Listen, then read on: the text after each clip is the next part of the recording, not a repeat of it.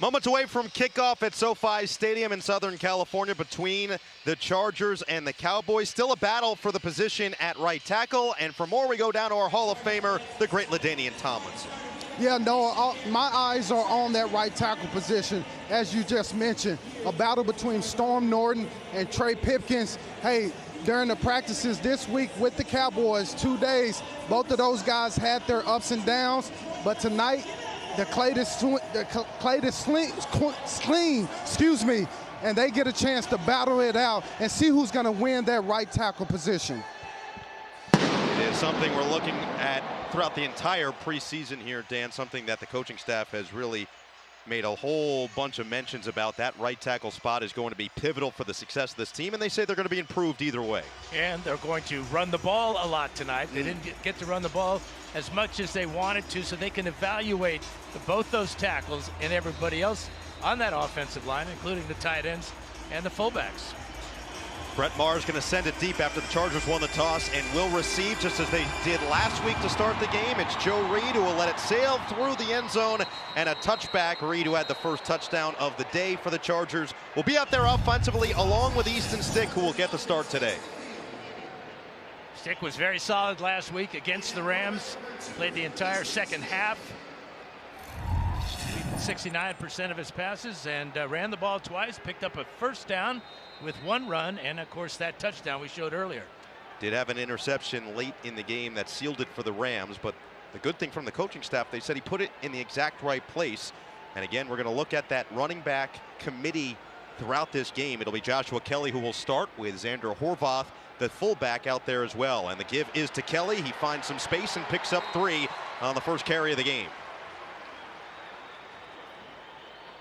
Kelly last week had 3 carries, 16 yards, 3 receptions, 28 yards. And when we talked to offensive coordinator Joe Lombardi, he says there's nothing that we can be upset with Kelly about. Kelly has come in shape. He added 10 pounds in the offseason of pure muscle, and he's been just solid the entire training camp. They're waiting for him to bust out that big play. Kelly stays in there, has the second down handoff, goes right up the gut, and will pick up a couple to the 30. A gain of 1, maybe 1.5 will bring up third and manageable. And you could say that about any of the running backs, really, based upon what they've done in the preseason camp and with last week's game against the Rams. Very solid, very efficient in the running game with both Spiller and Kelly, and still waiting for that breakout run from either back or maybe even Letty Brown. We will be keeping our eyes on that rookie running back out of West Virginia, Brown, as well as the rookie Spiller out of Texas A&M. 3rd down and 5 on this opening drive. Movement up front, a free play for the Chargers. Stick looks to take advantage. It goes over the head of Joshua Palmer, but expect this to be a first down for LA.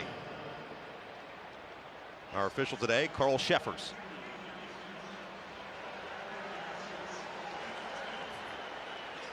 A good job with the hard count by Easton Stick, but does he pay for it? He gets the jump there, but watch the contact as that pocket collapses and Stick goes down. So Terrell Basham, the 6th-year player out of Ohio. Kind of a perfect name, isn't it? Yeah, he bashed him. He did. He had a false start, but he still bashed him. Well, I think he probably recognized, you know what, I might as well get my money's worth on it. He certainly did. It brings up a first down out of the I formation now. As Stick, a lot of under center for this quarterback room, gives it right back to Kelly, and he is spun down after a gain of 1. Israel Mukwamu was the first one there, and this offensive unit, that's so much depth really on both sides of the ball for the Chargers, but there are a couple guys that we're looking out for. Kelly has certainly been one of them. Easton Stick has certainly been one of them, along with Pipkins, as LT mentioned. 3 guys who are going to potentially make big impacts past the preseason as well. Yeah, Pipkins may have the edge because of his athleticism and consistent play throughout the camp. Man in motion, Joshua Palmer on 2nd down and 9. Play action pass now for Stick, who lofts one over the defense. Intercepted! It's picked off by Mukwamu, who made the big hit a couple plays ago, and Stick turns it over midway through this first Chargers drive. Now, Stick did a nice job of stepping up in the pocket, but that is thrown into double coverage, and the first turnover of the ball game is the Cowboys. He was looking for Palmer, and the Cowboys take over.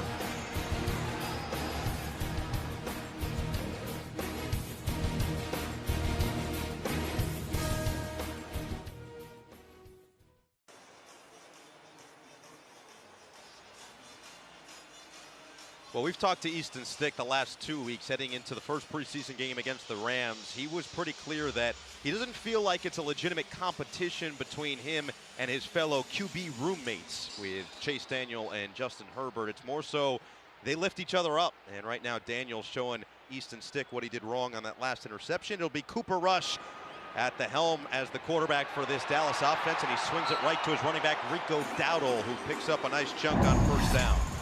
Well, here's Josh Palmer right here, and he's going to run a corner route, but Stick has got to be aware that the safety is playing deep. This is a two-deep coverage, and the safety looking right at the quarterback and takes that overthrow with ease.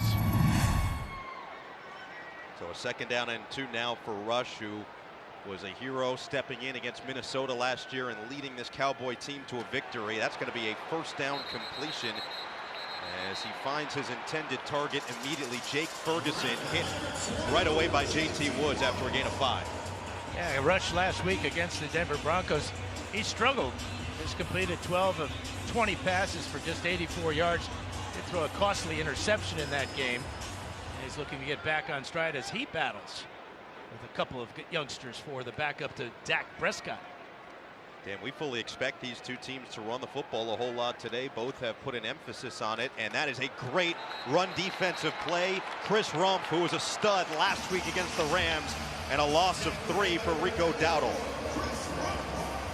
A couple of guys that we have our eyes on, including Jerry Tillery in this game, and who else but the guy who just made the play. Well, Rumph was the defensive player of the game against the Rams you talked about. Noah, 4 solo tackles, 2 tackles behind the line of scrimmage, just like that one, and he got 1 sack as well. Rumph, who was on the Chargers Weekly podcast with Matt Money Smith and Chris Hayre, was very clear and adamant that last year, his rookie year, wasn't really what he is going to bring. He feels like they didn't get a chance to see the true Chris Rumph that we saw at Duke as a team captain, and he believes that we're going to see this year. He's taking his health seriously, his fitness seriously, and you can see the explosiveness on that pass rush in particular. And you know he's learning from Khalil Mack and Joey Bosa, and he will be the guy that can spell those two during the season. So you keep both those dynamic pass rushers fresh, along with Rumph coming off the bench. You got quite a package there. 3rd down and 9 for Rush out of the gun. They keep Dowdle in there at the back. Rush takes the hit, delivers the throw, and it is incomplete. Nice coverage on the second effort. Michael Davis came in, knocked it away, and it's 4th and long. And Davis almost had a shot at the interception here. Looked like the ball was rolling right around his chest, and then it's getting knocked out by his own teammate. Good coverage by Davis as he battles with Asante Samuel for that other cornerback spot opposite of J.C. Jackson. Michael Bandy back to receive this punt, who had a stellar outing last week against the Rams, and he's going to let it fly by, and that will head into the end zone as Anger put a little extra leg into it. Another touchback and another solid starting field position for Easton Stick and this Chargers offense. How can the quarterback make up for his early error here at home?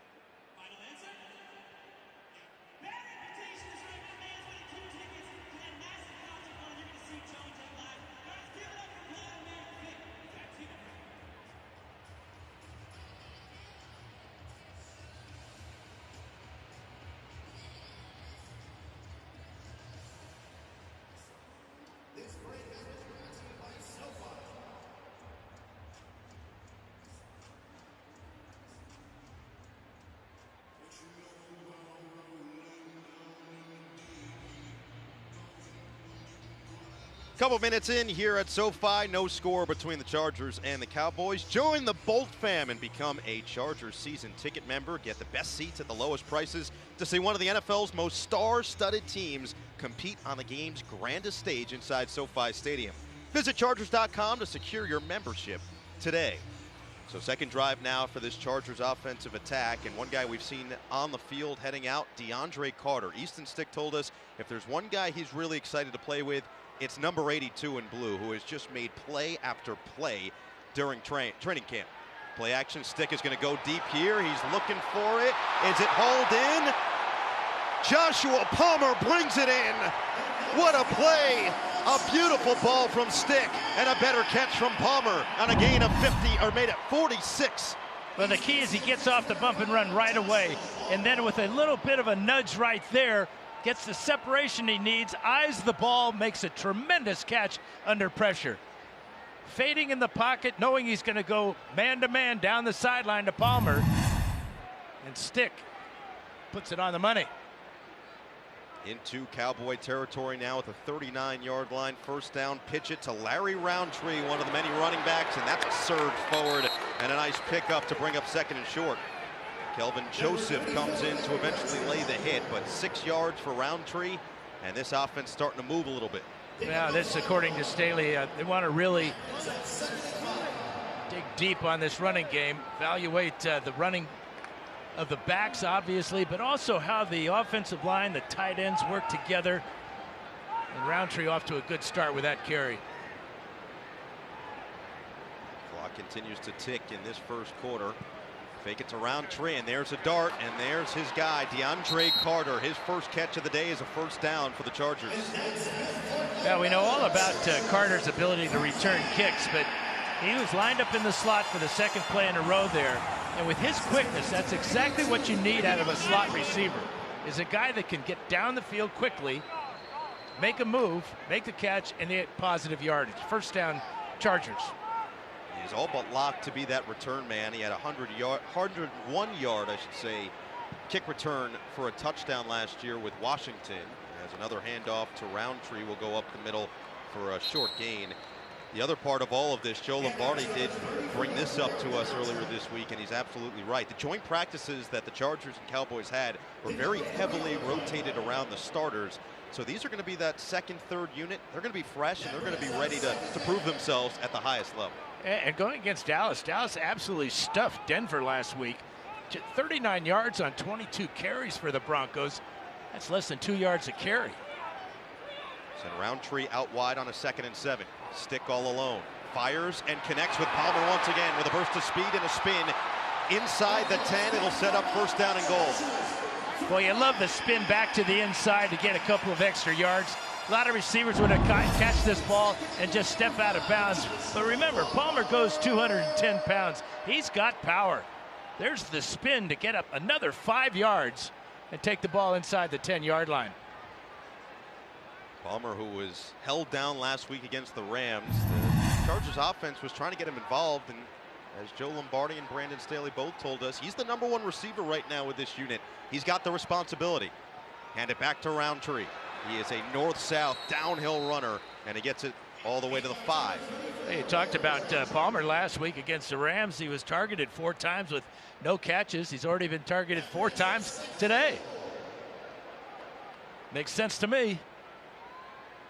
Palmer, who grew up a big basketball player, 3rd-round pick last year out of Tennessee, and the entire coaching staff feels he's taken those necessary steps. The game has slowed down for him now in year 2 of this system.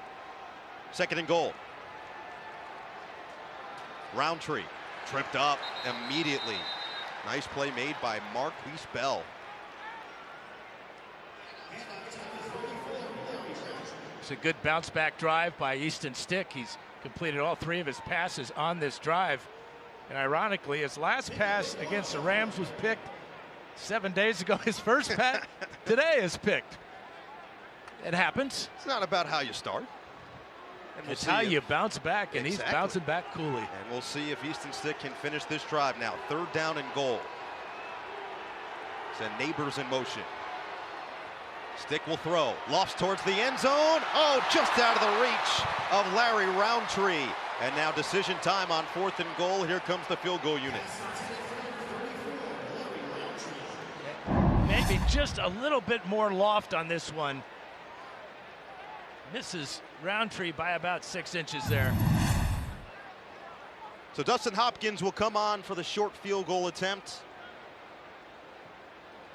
Played 11 games with the Chargers last year. And part of this special teams culture that this team is trying to set. This one from 22 yards out.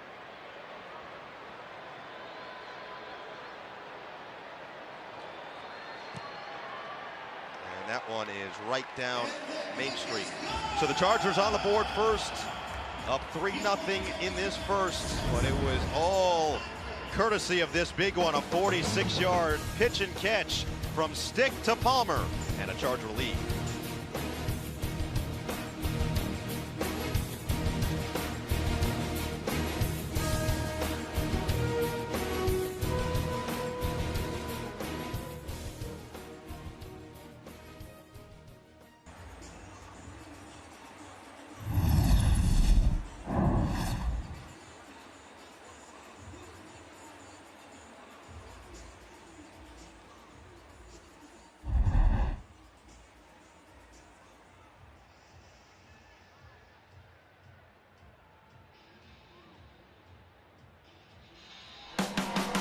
Chargers preseason is driven by your helpful Southern California Honda dealers. It's their job to be helpful.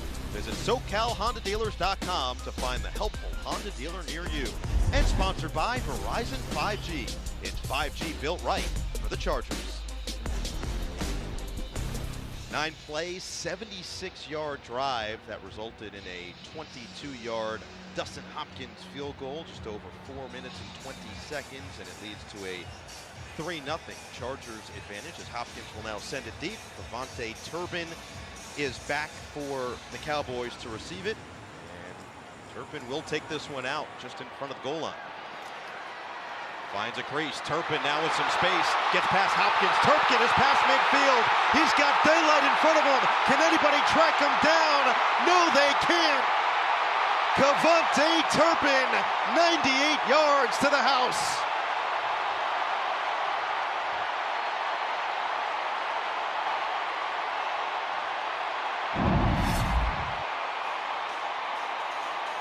He gets a good job right here with a huge gaping hole, and then the speed, it's all over when he gets to midfield. Not exactly what new special teams coordinator Ryan Ficken wanted to see, as there was very little blocking on this play. But again, you can't practice kick coverage in training camp. You can't have contact anymore, and that's what happens. It leads to the extra point, which is put right up and in, and Turpin, the USFL MVP with the New Jersey Generals, a game breaker immediately after a healthy drive from Easton Stick and the Chargers offense. Now they're going to have to come right back on the field and see if they can do it once again. Well, that's the good news, is that they get to come right back because they've got momentum, they've got confidence, they had that nice drive, they got the field goal, but what a shock to have the next kickoff returned all the way for a touchdown. You just don't see that very often anymore in the NFL.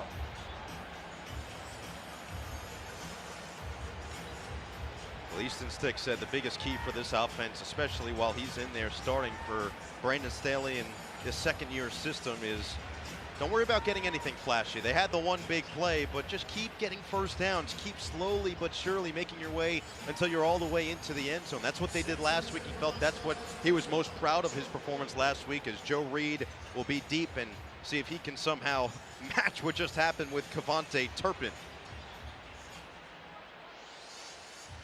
Reed's got plenty of speed and size himself, 6'2", 224 in his second year out of UVA. Was drafted back in 2020, though, in the 5th round. Liram Hyralou is going to send it back, and Hyralou boots it. Reed won't even return it, and another touchback to start, but a flag on the field back in Cowboys territory. Meanwhile, Justin Herbert last season, this was eye-popping. I mean, this is what he does. He does eye-popping things on the field and in the stat line. Yeah, if you add that 38 to the 31 he threw as a rookie. Illegal formation, number 47 of the kicking team. 5-yard penalty, re-kick. So it'll be a 65-yard pushback, and the Cowboys will re-kick, giving Reed potentially a chance to take one out for the first time. But Easton Stick, Chase Daniel, they feel like they're both learning and teaching with Justin Herbert. There's a collaboration aspect there, and it's not just with them, it's also with their coaching staff. Shane Day, the quarterback coach, they feel has done a tremendous job in helping develop these younger talents. Chandler Whitmer, who is the offensive quality control, has been working with Easton Stick and Justin Herbert both individually to try to make sure they're up for the challenge no matter what's in front of them. And with Herbert, the confidence continues to grow, but also the willingness to go away from what is quote-unquote on the paper, the rules, and more so, as Chase Daniel described it, the guidelines this year. Well, the thing about Herbert, there's a lot of good things about him, but obviously the intelligence, I wouldn't go that far with the salad there, but the fact that, he's had so much experience mentally in the last 5 or 6 years. He had so many different offenses when he was playing for the Ducks at Oregon, and then, of course, with the Chargers now, and it's just his 3rd year. He sets a tremendous example for everybody on the team with his hard work and dedication, too. Oh, Reed slips as he was taking it out, does get back up, but runs into a wall before he can even get to the 20. Well, he saw something to the outside and tried to get there. They had a bit of a picket line on the near sideline, and as soon as he tries to cut, watch, he's going to see something over here to the right there, and his leg's just going too fast on this artificial turf. So Reed will head to the sideline momentarily. Stick stays out there. He'll play this entire first half before Daniel comes in. Stick now 3 of 5. That first pass was the interception, but that last drive, 3 of 4 with a 65 yards. He got it to Roundtree on the ground. He got it to Palmer through the air. He also found DeAndre Carter, and now first down just shy of the 20. It's going to be Kelly back in the backfield, and he saw that gaping hole, but he couldn't quite push through and will be tripped up after a gain of 4. He's got some good acceleration on those draw plays, but again, just getting tripped up as he gets to the hole. It was a pretty good tackle there. So I mentioned that he put on the 10 pounds of muscle, and he's come in shape. He said the biggest key in both putting on muscle and also cutting down on some of the weight, as he'll get another carry to start this drive, and he has no room to run. Spun down and will bring up 3rd down and about 5. Maybe a long 4 for this Charger offense. He said the toughest thing, by the way, to give up, Dan, you have any idea what he said was the toughest food he had to give up? Ice cream? Close. Raising Cane's chicken, fries. There's one right by the Chargers facility, like right down the street. So every time he leaves, he has to look at it. You got to deal with them or something? No. I'm telling you what he said to everybody else. The ice cream was kind of generic. Ice cream was a good choice. It would have been hard for me to give up chocolate chip cookie dough, but Cane's is pretty good consolation prize as Jalen Guyton's got some space in front and surges right around the 40 is where he's shoved out of bounds. But a nice play on 3rd down. Again, Stick using the legs to extend it and then pick up 12 through Guyton. Yeah, good job by Stick being patient, stepping up and then making the throw. Guyton, with all that speed, comes on the crossing route here and outruns the defense to pick up a first down and take the ball out to the 40-yard line. That's a huge play to keep this drive alive. Roundtree back in the game for the Chargers. He was the featured back on that field goal drive, last one out. They send Guyton out wide, and they put Palmer in motion. Stick on play action. Stick with plenty of time. He's going to let one loose deep. He's got his man, and Guyton couldn't find it. Covered downfield. Guyton was hoping for a flag and didn't get one. It'll be 2nd and long. If the officials from last week were here tonight, they would have called that pass interference. My goodness. Thomas, number 40 here. This is clearly pass interference. He bumps into him just before the ball gets there. Ball slightly underthrown, but clearly pass interference that's not called. So Thomas gets away with one for the Cowboys defense. Now 2nd down and 10. Let's see how Stick and the Chargers offense responds. Another passing play and another completion to DeAndre Carter, a pickup of 5, and it brings up 3rd and manageable. Have a large group and want to elevate your Chargers game day experience? SoFi Stadium features a number of unique suite experiences available on a per-game basis to accommodate your family, friends, or important business relationships. Visit ChargersSuites.com for more information. Stick has been efficient on third down to this point. Has been poised in the pocket as Roundtree stays in there on 3rd and 5. Stick back to the air. A bullet to the outside, and he's got it to Jason Moore for another first down. Picks up 6. That's a great catch under real pressure. Kelvin Joseph was right on the back of Moore. Number 11 on just a hook route here. That ball had to be fired perfectly, and it was by Easton Stick.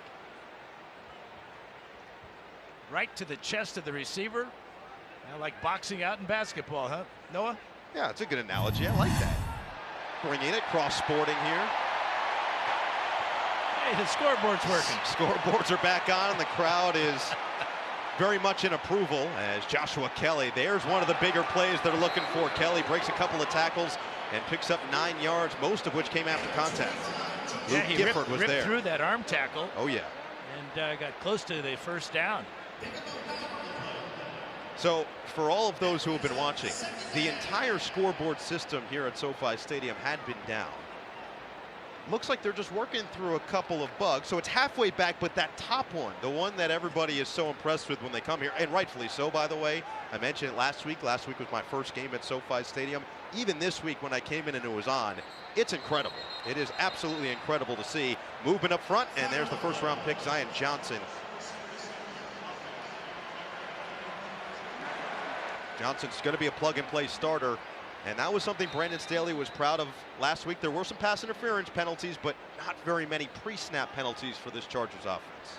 And the thing about Zion Johnson is he is a wide body with great power. 6'3", 316.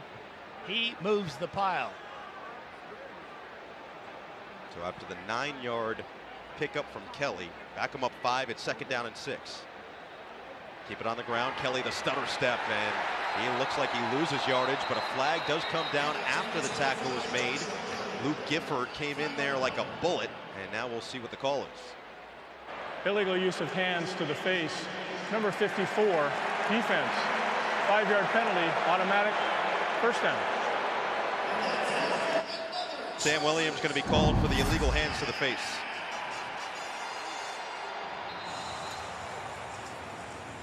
Well, he took the helmet off the receiver, off the offensive lineman.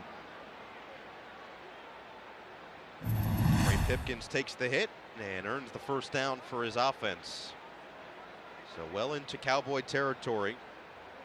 As the first quarter starts to dwindle down, it'll be Stick under center again. Get it back to Kelly. He gets rid of one defender, but he runs into a crowd of white jerseys and loses 3. It's Basham back in there, who had the big hit on Stick on the first drive, and it'll bring up 2nd down and 13. So Kelly will head to the sideline after a couple of tough carries, and now Larry Roundtree, who was efficient on the scoring drive. They have been the duo so far. We haven't seen Isaiah Spiller yet. We expect to see him at some point in the first half, and we'll see a whole lot of Letty Brown in the second half. We're also seeing a whole lot of this tough Dallas run defense, aren't we? Oh, yeah.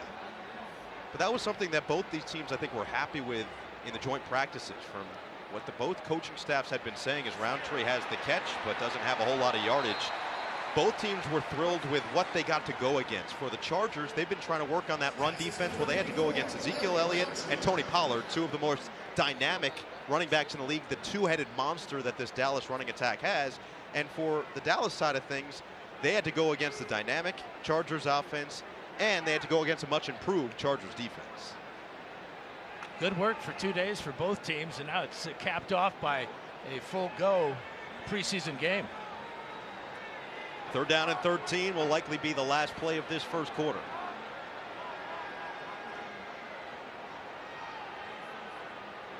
Stick gets away from the pressure. Stick has plenty of room to run, and he's got some speed. He's got a first down and more. Stick still on his feet and out of bounds inside the red zone. Easton Stick improvising and finding exactly what his team needs. He saw the man-to-man coverage in the secondary, and once he breaks the pocket, Chargers in business.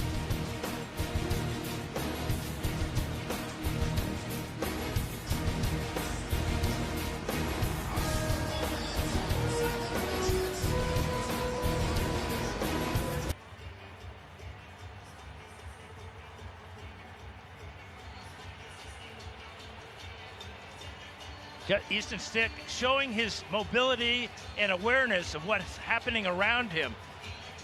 Roundtree with a block there, but now he sees the defenders got their back to him because they're playing man-to-man. 25-yard run. Big part of this 10-play drive now, as the Chargers have gained 64 yards on and taken 6 minutes and 5 seconds off the clock. This is exactly what Easton Stick was trying to do with this unit. A unit he hasn't played a whole lot with, these number 2s. And here is the rookie Isaiah Spiller with his first carry of the game.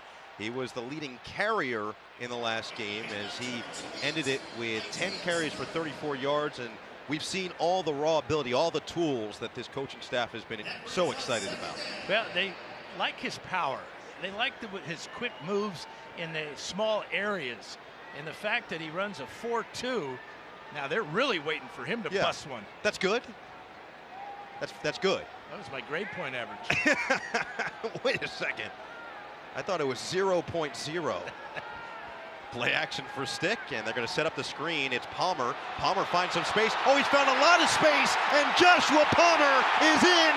Charger touchdown. 18 yards, and Palmer showing off at SoFi. Now we talked about his size and strength. It's on display on this play. A little quick screen to the outside, blockers in front, but now he gets down and he's smelling pay dirt, and he gets it in. We were waiting for him to make this type of impact, and boy, has he done exactly that. He has been the go-to guy as expected in this first half for the Chargers offense, and an impressive look there as James McCourt will come on to attempt the extra point for LA. And that should be the end of the night for Joshua Palmer. Give him the rest of the night off. We don't need to see any more. We don't need to have him exposed to injury or anything else. He's a solid number 3 receiver and can fill in on all the positions along the receiver's line here. See if his legs are up. Oh Ball boy, that's crosses. awfully close. Bang, bang, Devin Harper and one-way Thomas for the 2 there. But they will review it, see if Palmer was officially in to get the Chargers up in this first half.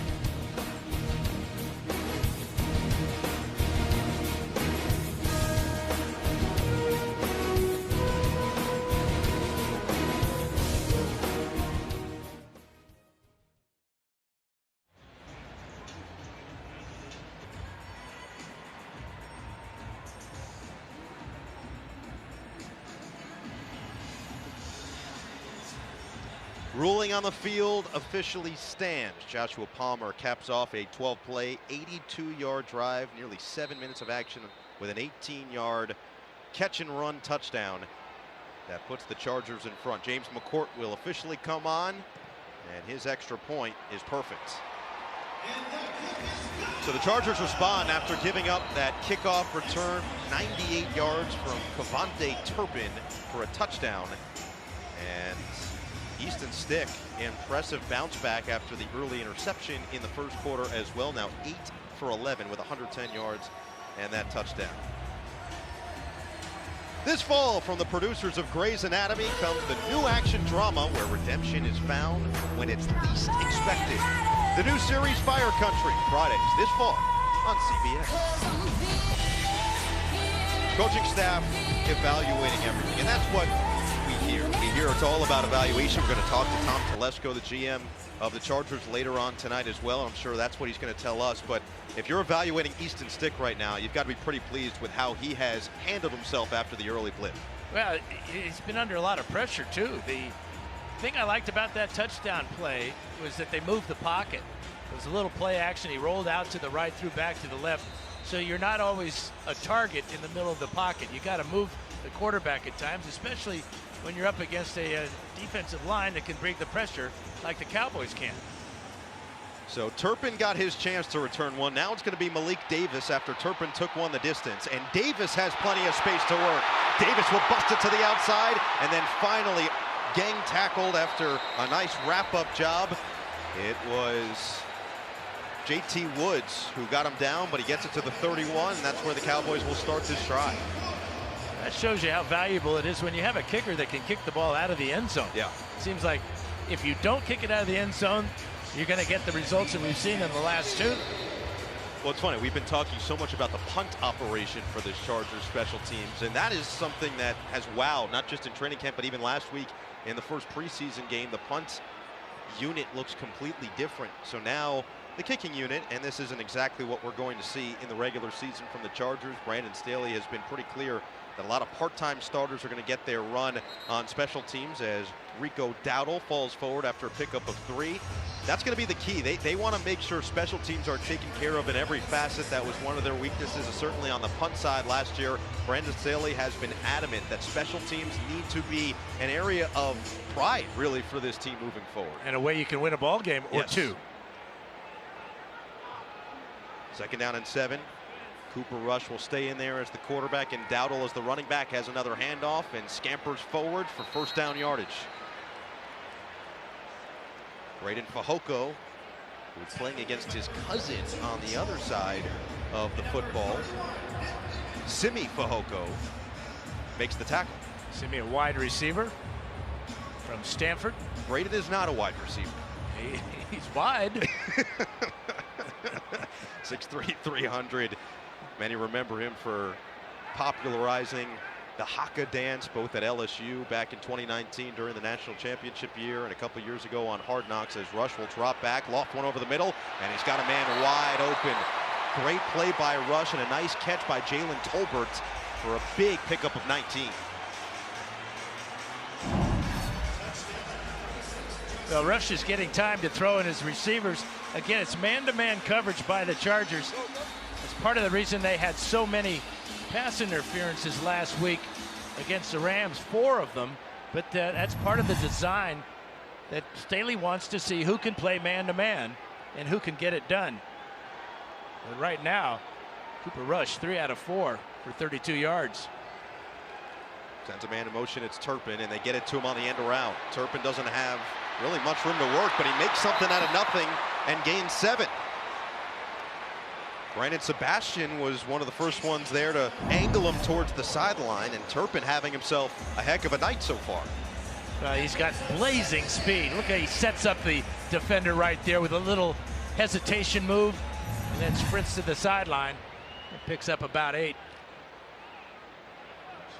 They have been featuring Dowdle as the running back throughout this first half. He was with the Cowboys last year in preseason as well, and against the Broncos in a 17-7 loss had 9 carries, 36 yards. He's racking up the carries and he's racking up the yardage. That one looks like it's good for a 1st down as he picks up 3 more.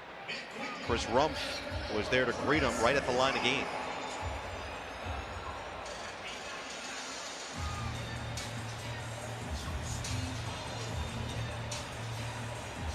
Rumpf, who has really stepped up. He said that he believes that his added size and added explosiveness is really going to help him.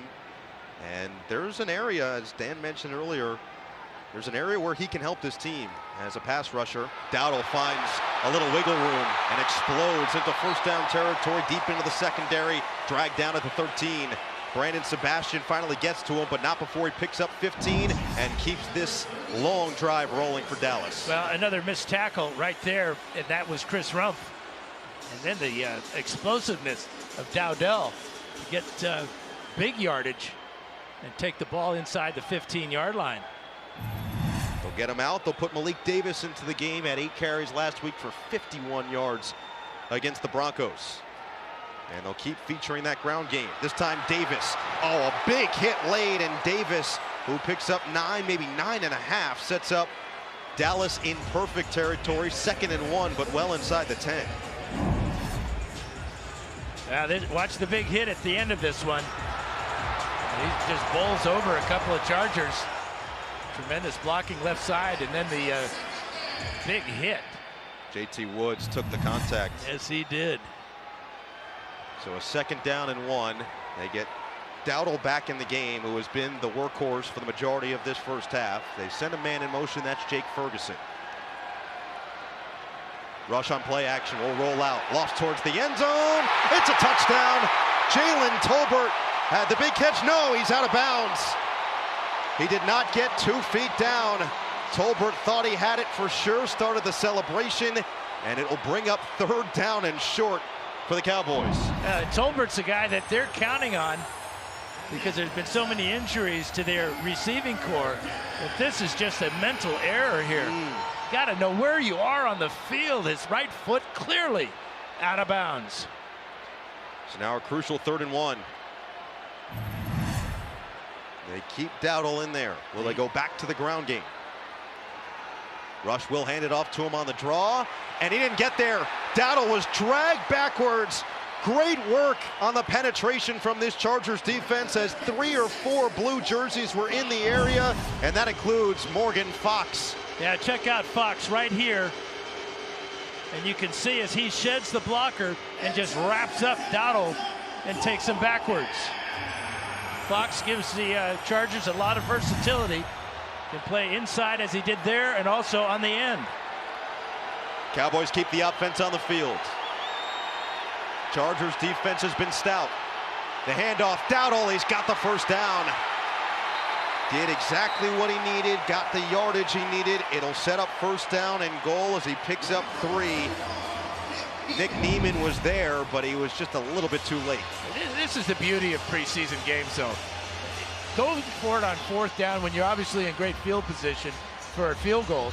But the desire of these guys trying to make the team on both sides of the ball. What a tremendous effort by both teams there.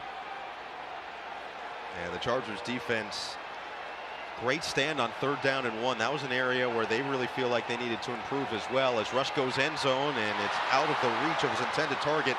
That was Fehoko on the outside, but he was absolutely blanketed by Dean Leonard, the rookie.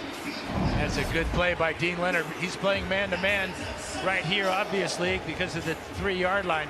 Really a poor throw by Rush, trying to throw it to the back shoulder. He had to throw it back there because Leonard had the corner of the end zone covered. Leonard, the size, the speed, it all stands out. It can pop off the screen when you're watching him, number 33 in blue. And he's trying to hone that skill as Dowdle will go up the gut. He was close. What's the call? It's a touchdown. If at first you don't succeed, try again. Enrico Dowdle, a man on that last drive.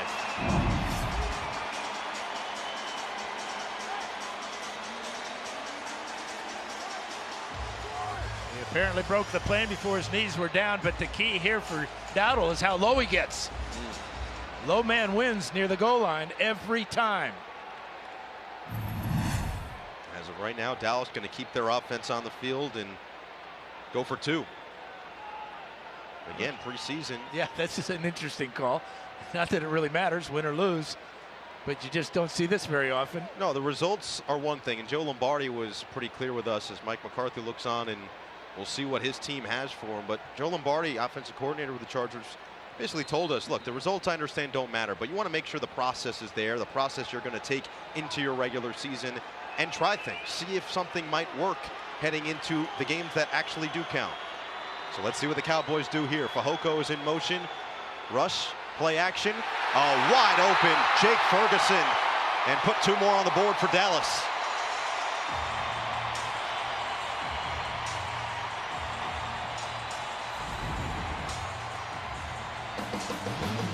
Great jive by Cooper Rush and the Dallas offense. Chargers defense stout, but could not finish it.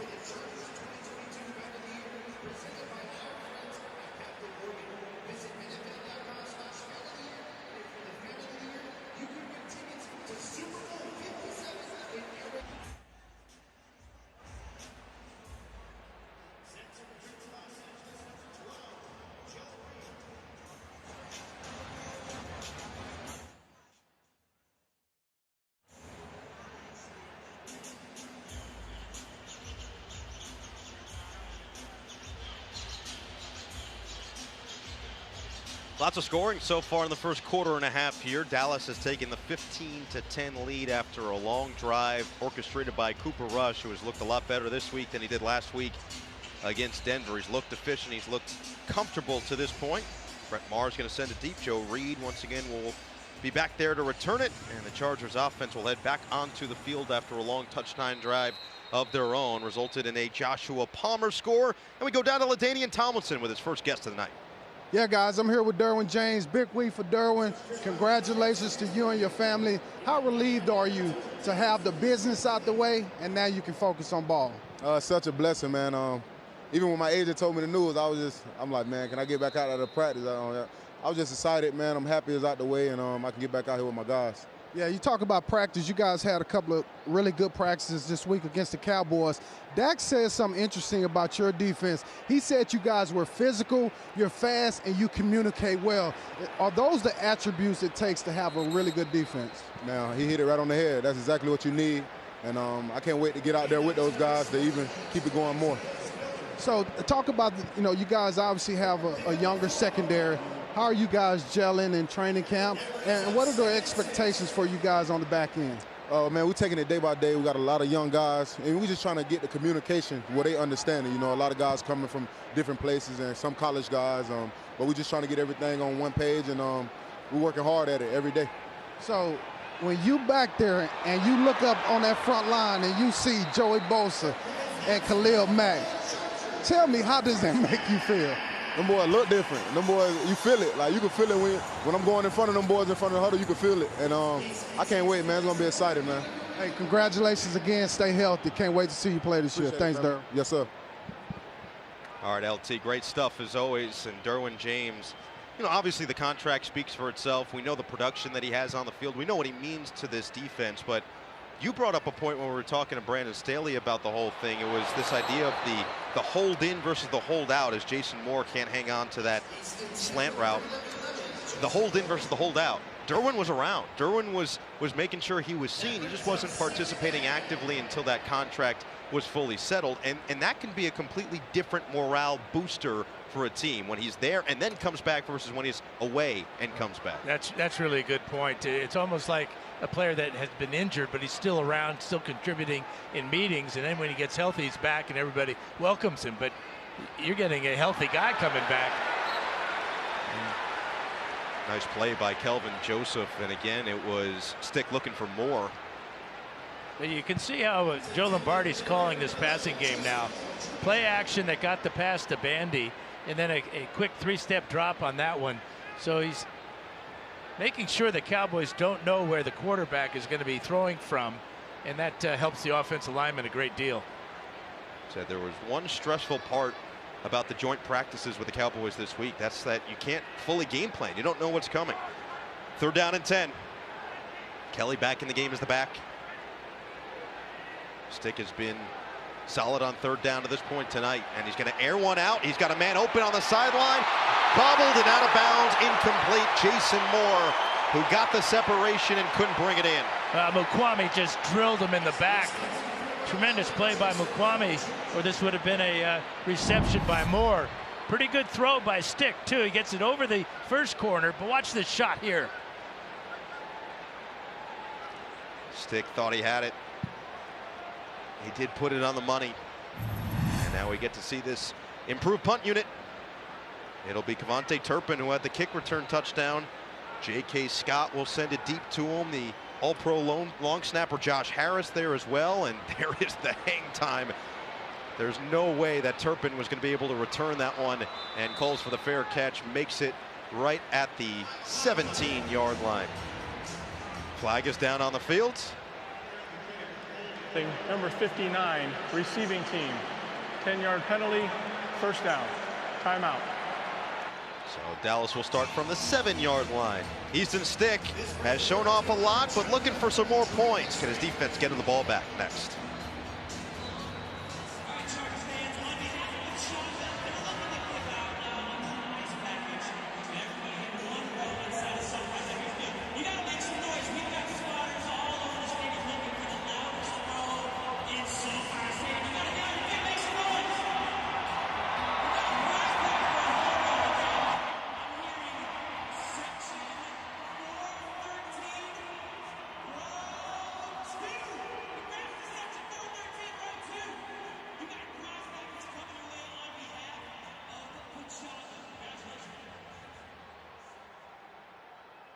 Angeles is, and certainly SoFi Stadium. Brandon Staley is very accustomed to his home here and really gave us a whole lot of information on what he is looking forward to with these preseason games. Meanwhile, a change at quarterback. Will Greer is in there, slings it immediately. It's Jake Ferguson who caught the two-point conversion, breaks a couple tackles, and is finally shoved down after he crosses the 30.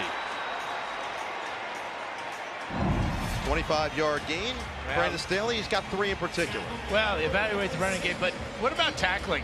Okay, that was an example of really poor tackling. Sure. Also on the kickoff return that went 100 yards. But evaluating the gunner plays is important. So first down, Dowdle is still the running back. And we'll get the handoff right up the middle. Dowdle has been slippery to this point. Well, the gunner part is, he's trying a lot of guys, both wide receivers and defensive backs. And wide receivers have to get off the bump and run all the time, and that's what a gunner has to do, is get off that bump and run and get down the field. But then you have the part about tackling where the defensive back may have the advantage there. So it's whoever can do both of those jobs will win the gunner position. It's so important in field position. So many guys vying for that one as Dowdle will run into a wall. Rumpf finally takes him down, as well as Jamal Davis. But listen to some of the names that are gunning for the gunner, let's call it. All right. Ja'Sir Taylor, Jalen Guyton, Joshua Palmer, Dean Leonard. You've got Moore, you've got Samuel, you've got Woods. That's just the tip of the iceberg. We named about 3 or 4 more guys. They're all trying to eventually take that spot away from the other person. And either a wide receiver or a defensive back in those names. 3rd down and 6 for Greer. And he's got his target. It's Fehoko for a first down. JT Woods was there in coverage but couldn't get in front of him, and Fehoko uses his big frame to gain 11. Yeah, 6'4", 215. Number 81 here, thrown into double coverage. But that's the confidence that Greer has in Fehoko. Greer, who was a standout at West Virginia, now in his 4th year in the NFL, originally with Carolina. This is where he's from, and spent last year with Dallas after being claimed in September, but did not play in a game. Experienced and really unfazed by big moments, evidenced by his college career. He'll hand it right back to Dowdle, who will scamper for a gain of 2, maybe 3. And when Bamigo was there for the tackle. And before he went to West Virginia, he was in Florida. Correct. And his quarterback coach, Nussmeier. Oh. Yeah. So Nussmeier, knowing what he could do, worked with him at Florida, and here they are reunited here in Dallas. Greer at 6'1", but feels like he plays bigger than he stands. Had some just huge moments at West Virginia for a really good Mountaineers team. His senior year back in 2019, he was one of the better quarterbacks in college football, as Dowdle is spun back at the line of scrimmage, won't pick up any yardage, and it brings up 3rd and long for Greer in this Cowboys attack. Chargers doing a better job stopping the run on this drive.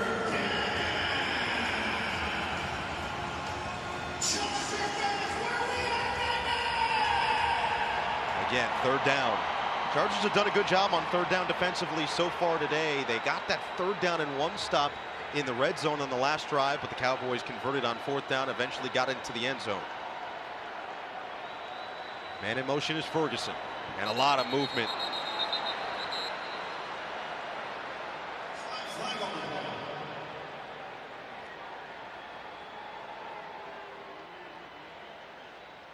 We'll see which way this goes. False start. Number 73, offense, 5-yard penalty, 3rd down. That's Tyler Smith. That's the rookie left guard that is expected to start this year.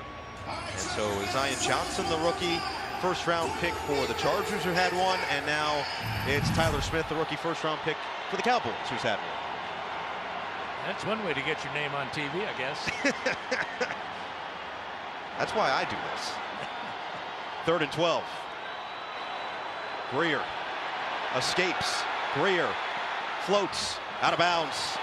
Chargers get the stop. Jamal Davis in pursuit, and Greer escaped just long enough to get rid of it and force a long punt. Davis showing great speed, chasing Greer to the sideline. He had absolutely nowhere to go with that ball because he didn't have time to find anybody. Ronaldo Hill has to be pleased. Defensive coordinator for the Chargers has to be pleased with what he's seen. His anger will send it deep to Michael Bandy. High booming kick. Will Bandy take it back? Doesn't appear so. Calls for the fair catch. Makes it at the 19. The 35-yard punt. And now Easton Stick will have one more opportunity to get more points for the team in a 2-minute drill.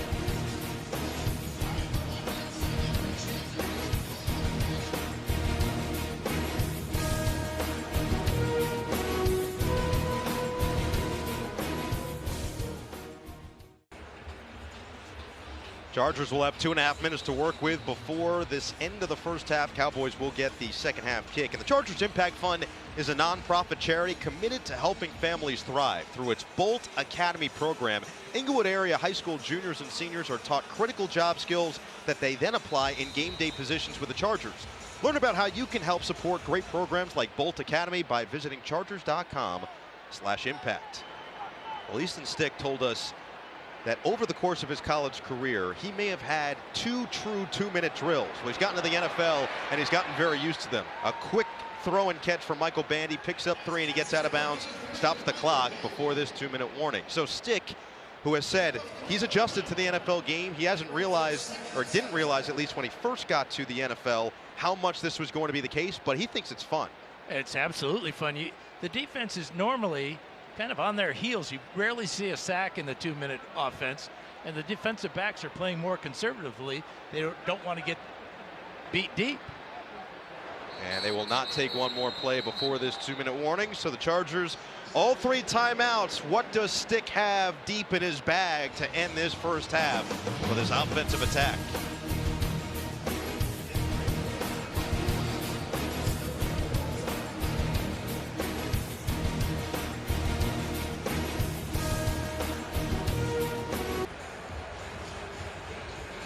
Final 2 minutes of this first half with the Chargers looking to take the lead heading into the break. We've got our guys here on site. That's LA Sports legend Jim Hill. That's Mr. Charger himself, Chris Hayre, and all-pro linebacker Donnie Edwards. I mean, you could not ask for much more. That's an all-star team. They'll have all the coverage at halftime for you as we will see what Easton Stick and this Chargers offense can do to finish up. Remember, the Cowboys will get the second half kick coming their way as well, and Stick will sit out the second half as Chase Daniel will take over under center. 2nd and 7. Stick and a little bit out of the reach of Isaiah Spiller coming out of the backfield. It's been a little bit of a mixed bag to this point on the first 4 drives for the Chargers. Well, they had the interception, unfortunately, in that first drive, but you know, they've got 30 plays now run by this offense, and they'll probably get a handful more before the end of the first half. So that's a lot of tape to help the coaches evaluate everybody. And not just the coaches. Easton Stick says it's much different evaluating his own tape versus watching somebody else on there. 3rd down and 7. Stick has to escape, steps up. Oh, he delivers a BB. 1st down and more for Jason Moore. And the Chargers still in business. Yeah, we got a flag down, though. And it's going to be holding against the Chargers. Offense, 10-yard penalty, replay 3rd down. But we're seeing what Stick can do for you. We saw that 25-yard run in the first quarter, and now a good explosion as he steps up into the pocket.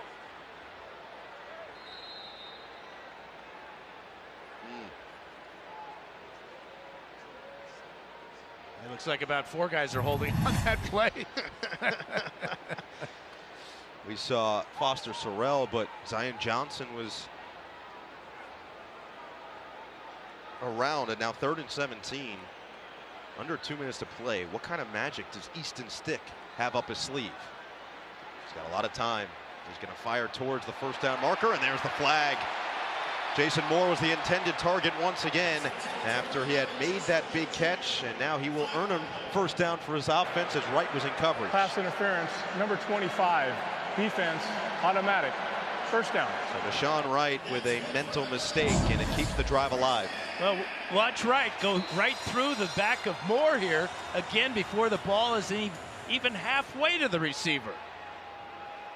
Right, drafted out of Oregon State last season in the 3rd pick.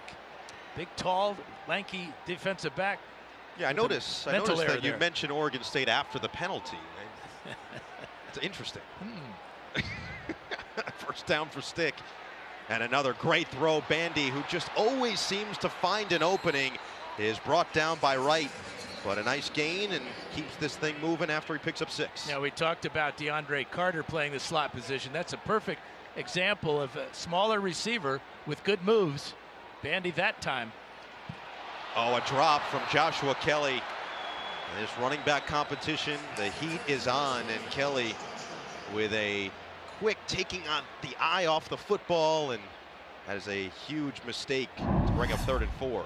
Well, he had to adjust to the pass. It's thrown slightly behind him, and for a receiver, they make that catch. But running backs is a little more difficult. They're not used to having to move their body to adjust to a pass that is not leading them perfectly. Chargers have been efficient on 3rd down to this point. This one a 3rd and 4. Stick drops back, luffs one-on-one, and he just overshoots more. It'll be 4th down and 4, and here comes that punt unit for LA.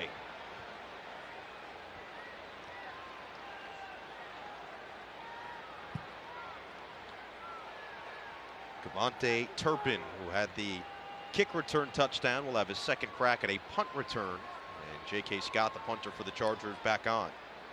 And one of Scott's real strength is his ability to hang it high. A lot of hang time to allow the coverage to get down the field. And they're going to need it against Turpin.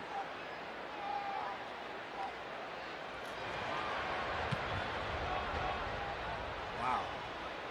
Not only is it high, it is far, and Turpin makes one man miss. Let's see what kind of magic he has again. Turpin. Jitterbug. Turpin. Can he do it again? Cavante Turpin. Gone. Touchdown Cowboys. 72 yards.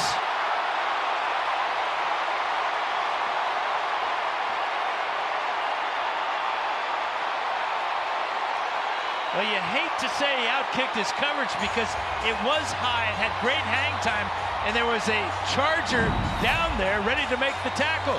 A whiff right there, a couple of really outstanding moves, and then the Jets are turned on right here. It's him and the punter, and forget about it. 2 return touchdowns. They say the best way to make a team is special teams. Well, Turpin has proven himself and then some. Dynamite. Extra point, and Hiralahu knocks it through. So Dallas extends its lead now up to 12, and Turpin has just broken down this special teams unit of the Chargers twice. Once from 98 yards, and this time from 72 yards out. And the Chargers will have to go back to the drawing board. Fun? Check. Exciting? Check. Memorable? You bet. The Chargers game day experience is unparalleled and still within reach. Select single game tickets are on sale now. Get them before they're gone by visiting chargers.com/ticks to secure your seats today. Brian Ficken, who's come in this year as a special teams coordinator, has done a great job revamping the look of this special teams. And again, a lot of starters who aren't playing tonight will likely be out there in the regular season, but not just for Turpin. For the Chargers side of things, this is an opportunity to make this team, an opportunity not only to make it, but to then make an impact on this team. And somebody's going to have to step up and make a play into the second half. How about Cavante Turpin? 5'7", barely 158 pounds. Free agent out of TCU, putting on a show.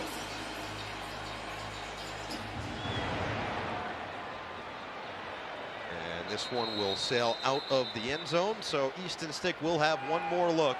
52 seconds to work with, so a little bit less than the normal 2 minutes, but very well within field goal reach here for Stick in this Chargers offense. We've seen a couple of chunk plays already in this first half. And he's got 3 timeouts to work with, so it's doable. Especially if your goal now maybe is Not to get a touchdown, you always like that, but get some points, get a field goal out of this end of the first half. Start from the 25. Roundtree is the running back. Stick steps up, loses the football, and it's recovered by Dallas.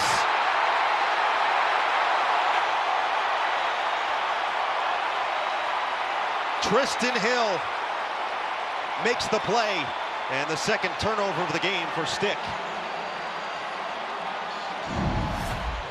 Now coming around the corner on Stick. Yeah, it is Hill. He reached out with that long left arm of his. Look at that play by Hill. Got the ball perfectly. Ball kind of just lays right in front of him. He flops down on it. The Cowboys are back in business. So some more opportunity for offensive coordinator Kellen Moore to work as Malik Davis is the running back in there. Greer stays in at QB. Get it to Davis on the swing, and he will get inside the 10.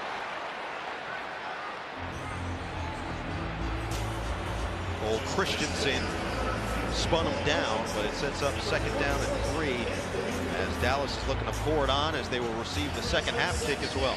And they have 3 timeouts to see what they can do from the 9-yard line.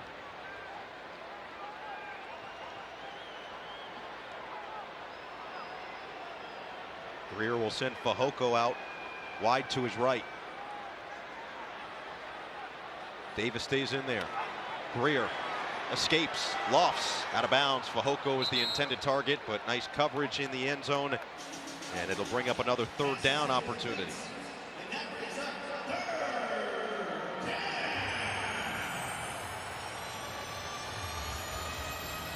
Really great coverage that time by Hall. Absolutely blanketed the receiver and forced Greer to just toss it out of the back of the end zone, bringing up a third down.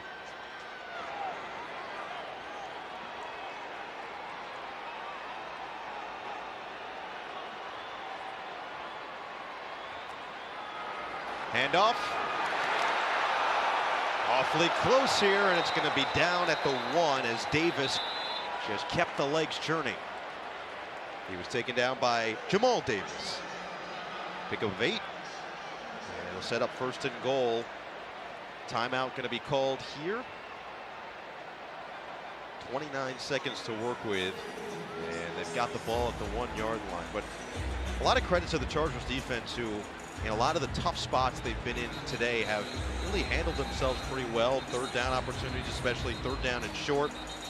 That running attack has been relentless from the Cowboys as well, and the 2s and 3s from this Chargers defensive side that are expected to continue to push the starters have performed pretty well, all things considered. Ronaldo Hill watching on as his defense will try to make one final stop to end this first half. First and goal. Greer the handoff. And Davis is in. Touchdown, Dallas.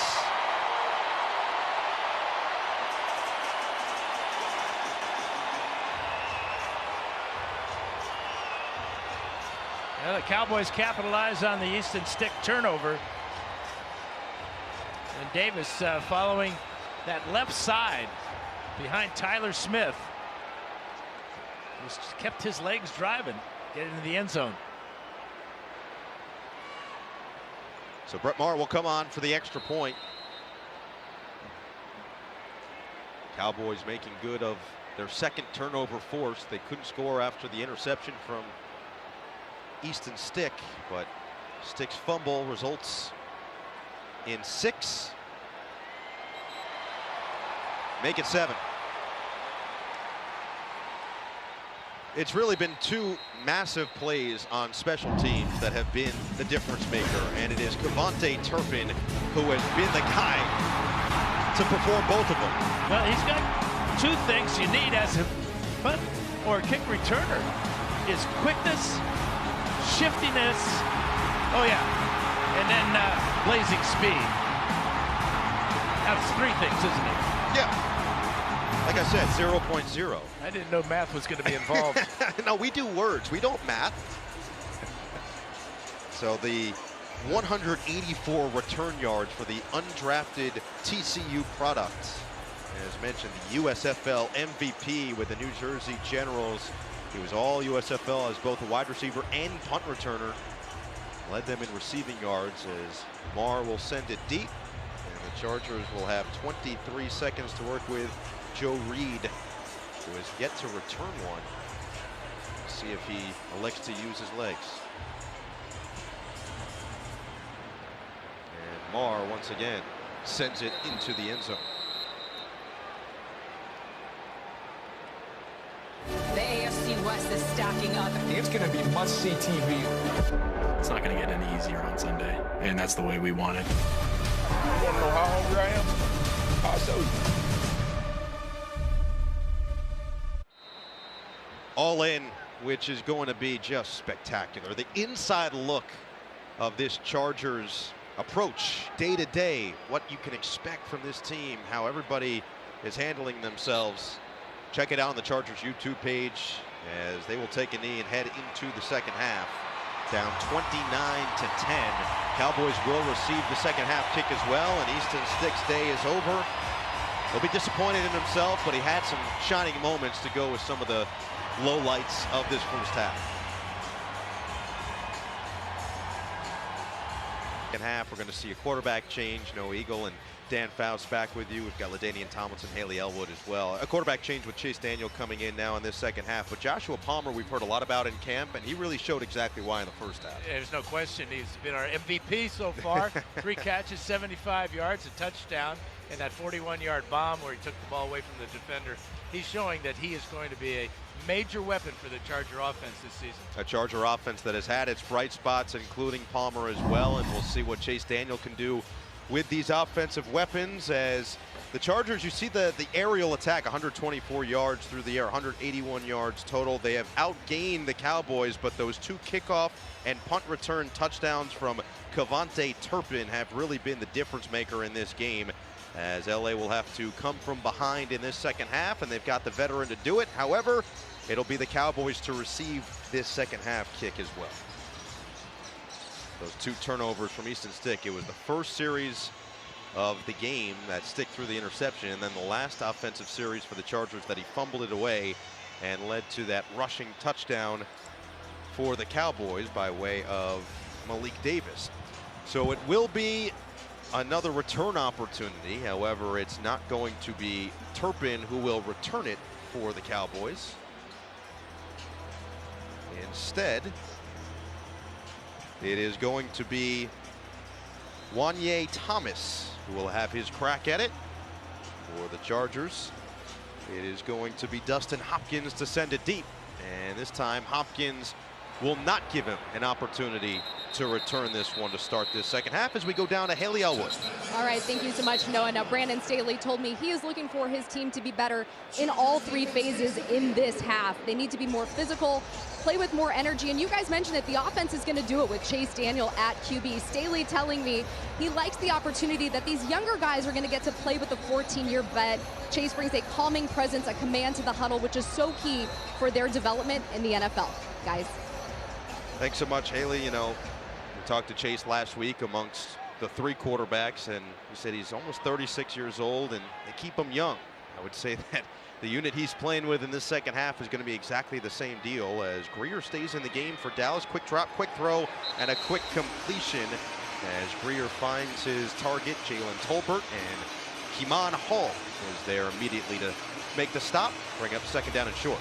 Well, this whole offensive operation for the Cowboys this evening so much more impressive than they were against the Broncos last week on all 3 phases of their game, especially obviously their special teams. There was a 17-7 loss in Denver for Dallas, and already with the 29 points, Davis has been a big part of it. The jump cut, and he finds the hole past the 40-yard line, but a flag down on the field in the backfield. And it's going to be holding against the Cowboys. That's how he got to the corner. Offense, 10-yard penalty, second down. Braylon Jones, the 24-year-old out of Houston, will be flagged, and it will back up this Dallas attack. So this is going to be the bounce back.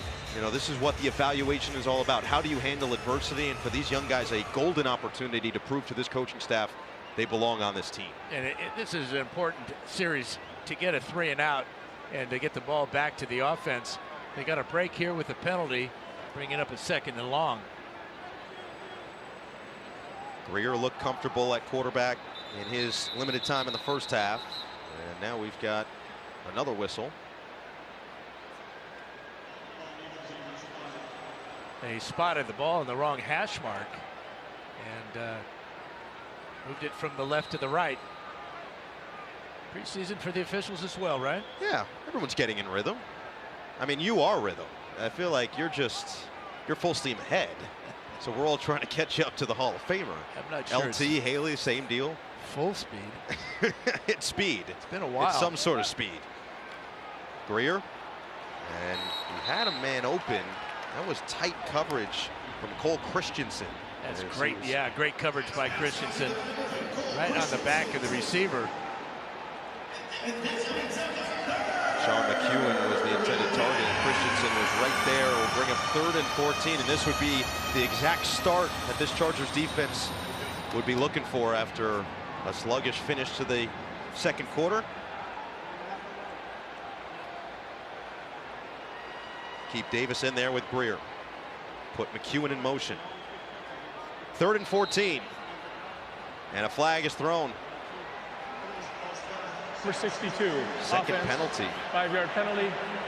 3rd down. Both on Braylon Jones. First it was the hold, now the false start, and Jones has backed his offense up even further.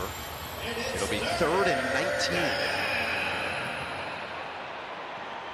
So now a must stop, it feels like, for the Chargers. That's Dallas. 8 penalties against the Cowboys. They had 17 last week against Denver.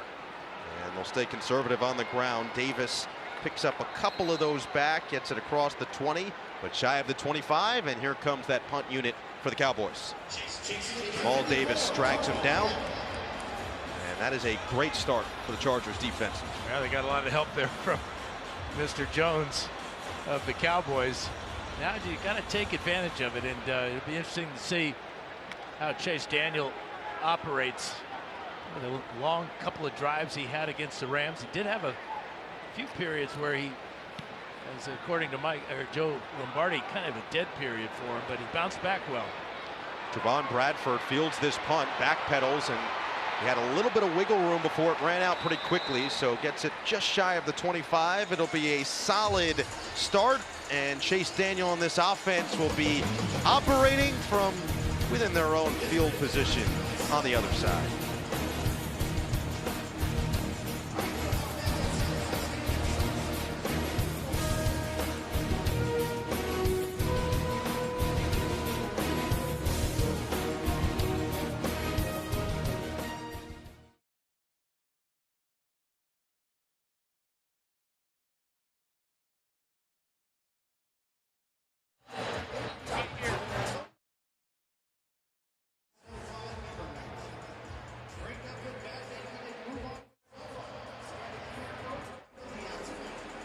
We have come to expect. So a great start defensively for the Chargers. They will send Neighbors in motion. Daniel will be under center, and he hands it right to Spiller, who will be met immediately at the line of scrimmage for no gain. We welcome in a special guest, though, to the booth. That is Chargers GM Tom Telesco, who's putting me and Dan to shame, by the way. I mean, you look fantastic right now. Preseason, you got to dress it up a little bit, right? Yeah, without a doubt. Well, we appreciate you coming up and joining us. I told you a couple days ago that if you didn't want to do these anymore, you have to be not as good as you are, because you're great. When we ask you these questions, you give us insightful answers. So the first thing, I feel like we can't bury the lead like we did in the open. Derwin James officially back. It felt like a formality, but take us through the process of what that was like. Derwin holding in and finally getting the deal done. Well, I'll tell you what, no, I'm relieved to have it done. It was a lot of work. You know, a contract of that magnitude sometimes takes a little extra time, and it kind of bleeds into the preseason sometimes. I don't like seeing that coming off the field. No, Isaiah Spiller. But gingerly. Yeah, so we did a lot of work on that and trying to get where both sides really get what they need. There's needs and wants and negotiations, but we both got what we needed and we got them in. It's so important, the way he picks up the entire team with his presence and his versatility and everything. Of course, I want to talk about quarterbacking, though, Tom. You know that. Yes. And this is an interesting battle this summer between these two quarterbacks, Daniel and Stick. How do you evaluate their performance so far? You know, it's difficult because they're really two different styles. As you know, Chase has been in the league for a long time. He's seen a lot of football. He's got quick release, gets the ball out very well. And Easton is really more, very athletic. He's very smart, but he can move the ball, a couple of different ways. So look, they're both going to be here. We know that. So we're trying to get a feel, who's the 2, who's the 3, but we'll kind of see how it goes from there. Daniel got away from the pressure, but just had to get rid of it and avoid the sack. He was in the general area of Michael Bandu, I know is someone you're very excited about, very high on. This offense, Dan brings up the quarterbacks. The running backs has been the hot topic of conversation. We just saw Isaiah Spiller. Joshua Kelly has come into camp. He's looked revitalized. He's looked healthy. Larry Roundtree has been someone you guys are intrigued by. How do you evaluate the running backs? Because that is a position that's so hard to evaluate in preseason. Now you get to the game style. Yeah, it's hard in practice. You can only see so much. So for running backs and certainly linebackers and really safeties, to see them be able to tackle, break tackles. But it's a good group of running backs. I'm really not so much concerned on who the number 2 back is. We're going to use them all. We know Austin's number 1. Austin's going to be on the field a lot. We want him on the field a lot. And then we'll kind of play everything else out. But those guys, we're going to need a little bit of running back by committee back there. It doesn't have to be one specific 2 back. Solid punt coverage there, and it will start at the 32 for Dallas. Tom, will stay with us for another series or 2. We appreciate it. Tom Telesco, more on the other side.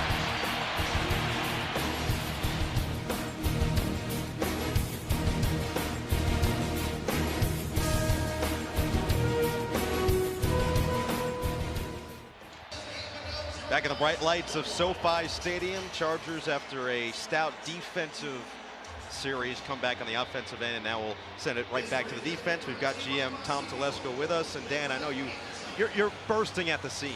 Well, I just love what you did in the offseason, addressing the needs on defense. Big guys in the middle, Mack on the coming off the edge, J.C. Jackson, the shutdown corner, and now James in the fold.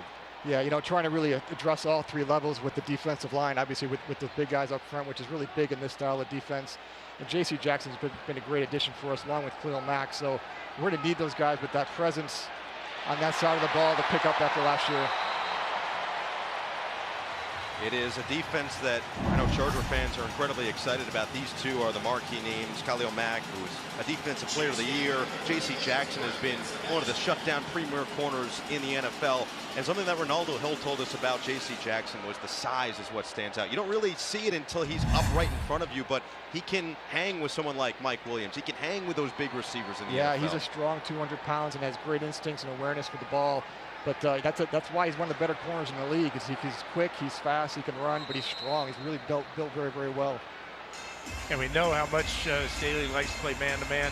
And probably nobody played more man-to-man in his career than J.C. Jackson with the Patriots, because was a big part of Belichick's defense. Yeah, and that's why those corners get paid a lot of money, because covering these receivers in this league, you saw how much money went to all these receivers in this past offseason. Well, somebody has to cover all these guys. We do play a lot of man coverage and a lot of zone that turns into man, so having a player like JC really helps out the defense. And one of those receivers that got paid is Mike Williams, which we'll talk about in a minute. But you did bring up those 2 guys that you brought in up front in particular. Sebastian Joseph Day, who has just had an absurdly productive camp to this point. Austin Johnson, 2 guys it feels like that went under the radar somewhat in terms of signings in the offseason, but could bring a massive impact to this team. Yeah, those are very important. People get so much focus on Khalil Mack and J.C. Jackson, which is pretty easy to do because they're Pro Bowl players, but to have those solid guys inside that can stop the run, still give you some pass rush, they're hard to find. Big players, that's why we drafted Tito from UCLA. Those guys are really hard to find to play in this defense, so it's important to get those guys up front, and we put some money into that this year. 3rd down and 6. Greer still in the game, meanwhile, for Dallas. Oh, and he's dumped in the backfield. There's that immediate penetration up front. This Chargers defense doing work. Joe Gaziano gets in there right up the gut. Number 92 is Gaziano, and he just, on a looping stunt, has a clear path to Greer. And a good wrestling move to slam him to the turf. And this is one of the main things that you've talked about, Tom. The depth this year, different. The position battle's different. That healthy competition really playing out. You have to have it. Last year, I just felt in December we started to fade a little bit. And that's simply the time of year you need your depth player to step up. Not everybody's healthy that time of year, so this is really important to get these guys some work and see who's going to make this 53. Anger sends that one deep, and it will float into the end zone. Well, Tom, we appreciate you. I hate to tell you, you're still too good, man. You got to come back at some point, maybe next week. I'm with 2 All-Pros. I can't mess it up. Well, we appreciate it. Thanks again, man. Good luck, Tom.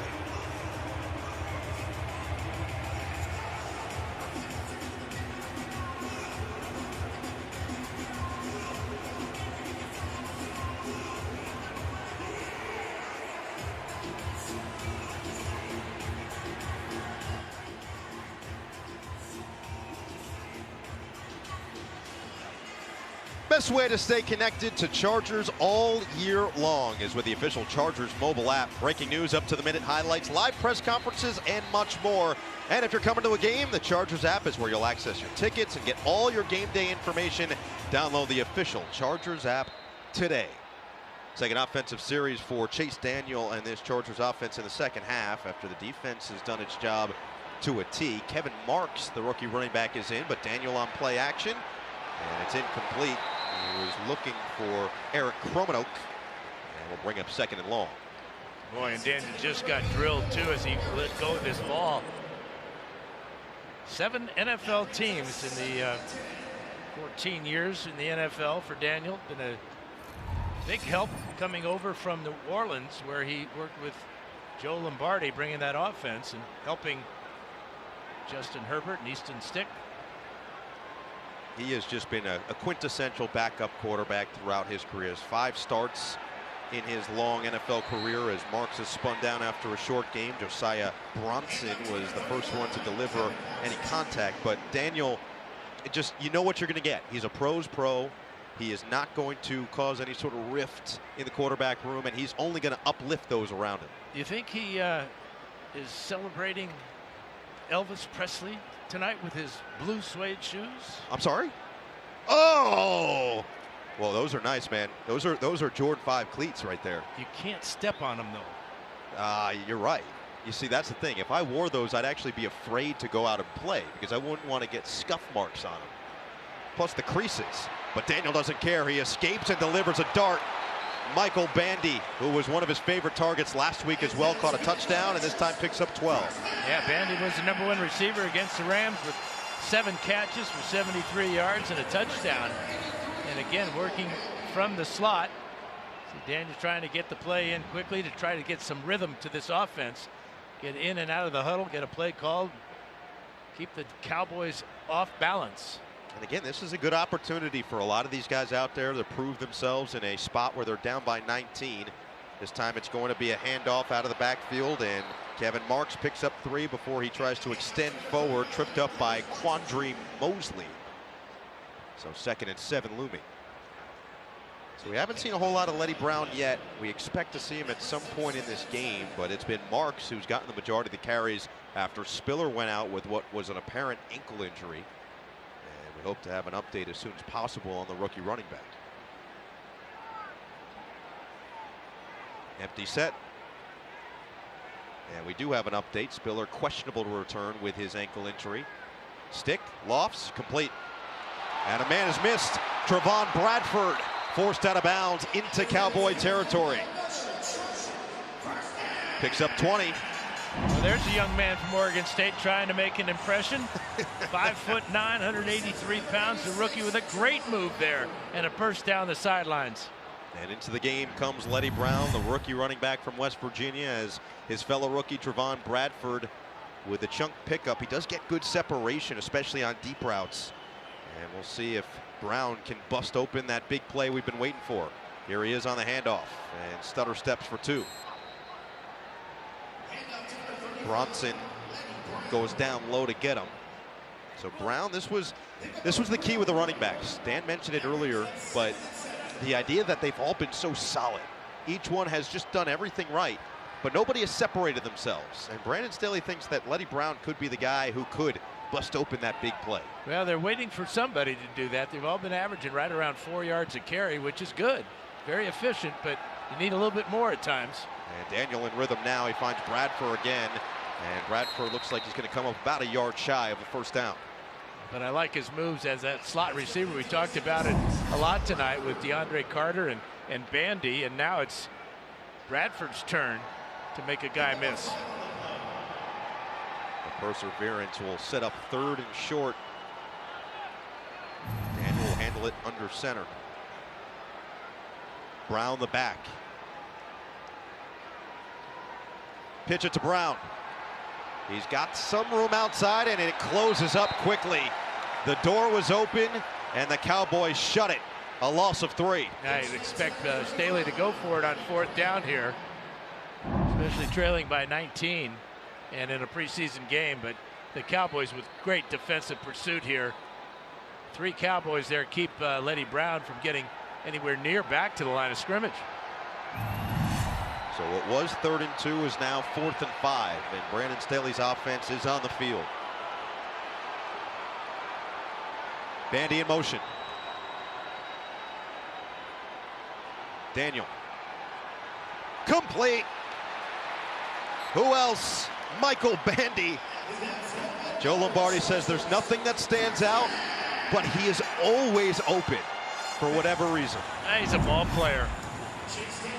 Good protection for Daniel, but it was the route by Bandy. He knew he needed 5 yards. Watch as he very calmly goes up, turns, gives a good target to this quarterback, makes the catch and spins for the first down. Heads up play. It was the Cowboys who converted on 4th down in the first half. The Chargers have matched it here, and Bradford, who has been featured, will go in motion. First down, handoff. Here is Brown. Gets low and across the 30. Picks up 4. Bronson greets him there. Letty Brown, who had 2 consecutive seasons with at least 1,000 yards in 2020 and 2021. All Big 12 both years for the Mountaineers. He's got good size too. 6 foot, 215 pounds. Had a lot of breakaway runs when he was with the West Virginia boys. He is known as someone who's great after contact as well. 2nd and 6. Go to the hot hand, and Brown runs into a wall. Picks up 2, but Jefferson made sure he didn't get any further.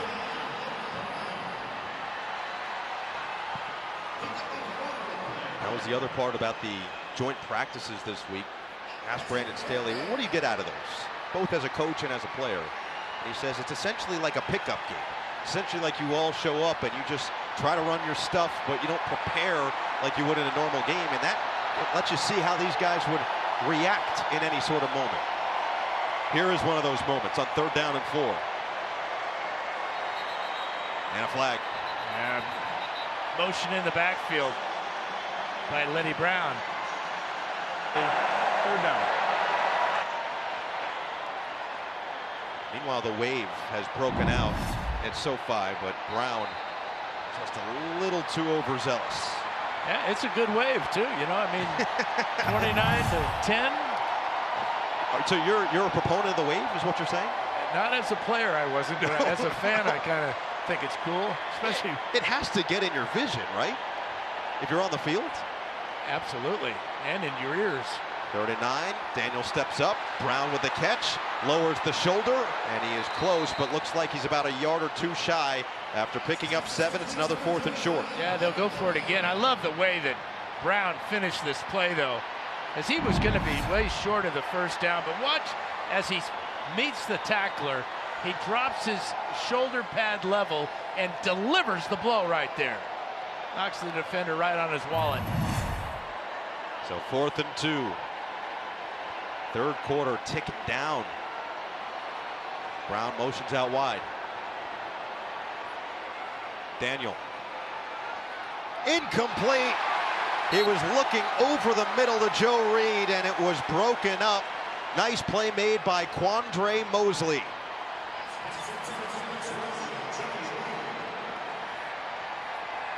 So a nice drive stalls out in Cowboys territory as Daniel cannot connect with Joe Reed.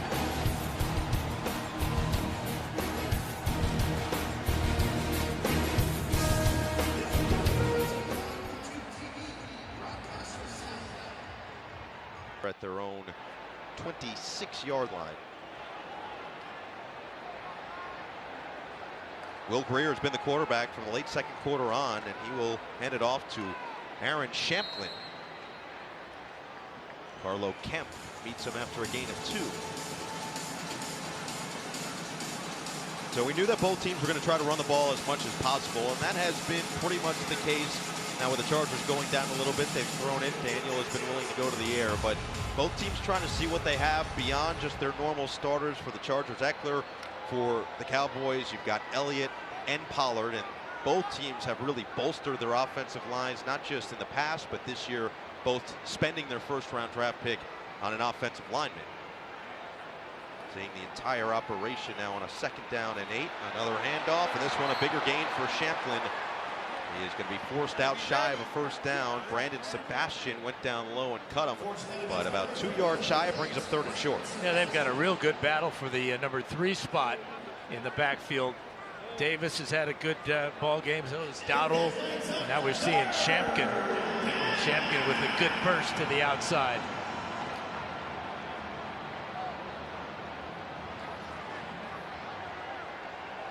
Chargers defense has been impressive on 3rd down to this point. This is a 3rd and 2. Greer. Oh, batted down. Great play.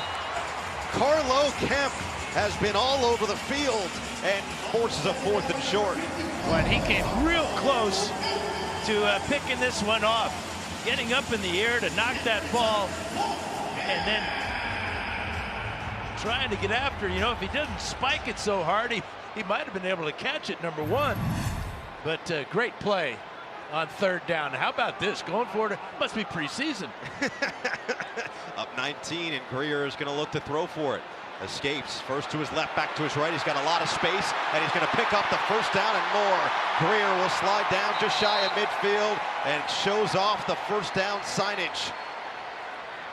J.T. Woods finally tracked him down, but it will be 1st down and 10 after a pickup of 11 as we begin the 4th quarter when we come back for this Dallas offense. What a great home opener, too, huh? Oh. Talk about setting the tone early in the division. Great division, too. I would say many would say the best in football, and Greer lets it air out, and he has another completion. This one well into Charger territory. It's hauled in by Brandon Smith. That ball was so poorly thrown that he caught it falling backwards. Good adjustment to the ball, but that ball so far underthrown turned out just perfect for the Cowboys. Brandon Sebastian had decent coverage on there, but a nice adjustment from Smith, and it sets up 1st down just shy of the red zone, and now into the red zone. A nice carry from Shamklin before he is met by Agbangbamiga. Amen. That is his first name for those who are unaware, so that was a good joke. That's a good joke. I'm going to give you the check mark. It's his name, dude. I'm not making fun of it. No one's making fun of anything. I'm saying it was a nice little addition to what I had already said. And Ogbongbemiga, who was in the second year out of Oklahoma State. He couldn't fit Amen on there. No. Either way, it's 2nd down and 2 for the Cowboys. Shamplin stays in there, and nice job by the Chargers defense to get some movement up front. Ogbongbemiga among the first ones there, and he's really testing me to see if I can get his name right every time. Well, I'm going to take Andrew Brown because he got the initial penetration there that allowed Amen to clean it up. But good penetration by the young man Brown. And it brings up a 3rd and short again. Interesting journey for Ogbongbemiga. Born in Nigeria, moved to Houston in 2003, then to Calgary in 2011 before he eventually landed at Oklahoma State, and now is trying to make his way onto the 53-man roster here with the Chargers. And another great defensive play for the Chargers. Jamal Davis, who got into the backfield in a hurry, and he stops Aaron Shamplin in his tracks for a loss of 2. Yeah, Jamal Davis has had a heck of a ball game. Calling his name a lot, number 44. Watch left side of the screen. He fights off the block of the tight end and just does not go for any of the moves of Shamplin, and then strong arms him to the turf. Another big play by Jamal Davis. So set up a field goal opportunity for this Dallas offense. 35-yarder for Liram Hairulahu. Excuse me? Hairulahu. And he's got not 2, but 3. Makes it 32-10. Dallas continues to add to their lead, and the Chargers offense will have another crack at it when we come back.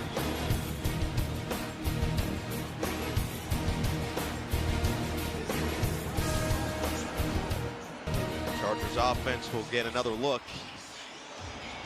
We're efficient in the first half, only scored the 10 points, and now Joe Reed will be back and field this squib. And he bobbles it initially, grabs it just shy of the 5, and he is dumped at the 6. Haven't heard from him in a while. He's looking too swaggy not to go back to him. Let's go to LT. Hey guys, I'm here with Keenan Allen, really a guy that needs no introduction. In your 10th year, wow, I can't believe I'm saying that. What do you get out of preseason, seeing these young guys work and maybe even helping them out?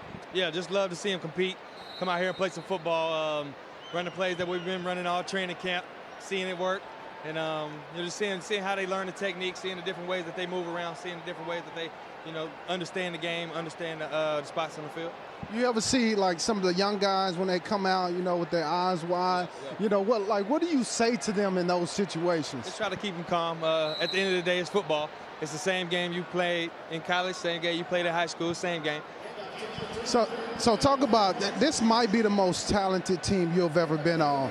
So tell me, what are the expectations? With that being said, I know your mindset. Yeah, big expectations, man. Like you say, most talented team since I've been here, I think. Defense looked really good. Offense looked really good. So hopefully, we can go out there and do what we're supposed to do. Now, how's the receiving group coming along? I mean, you guys obviously have some experienced players, but you also have some young guys that you got to bring along. How's that coming along? I think we look really well. I think we're polishing up more than last year. Last year we felt good, and this year we feel even better. Obviously, Josh is still making plays. He gives him a touchdown today.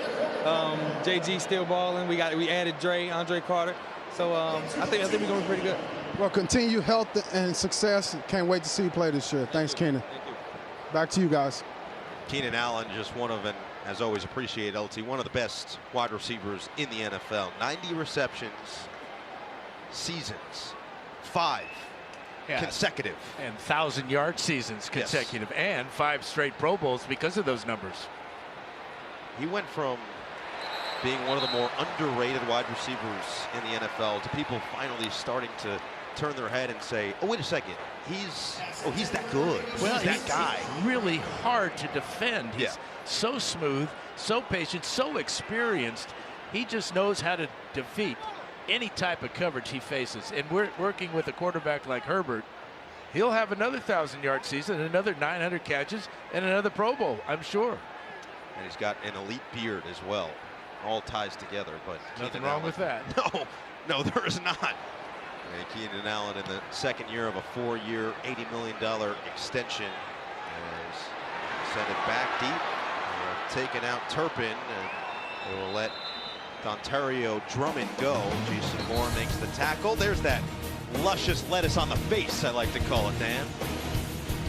All right. I like it.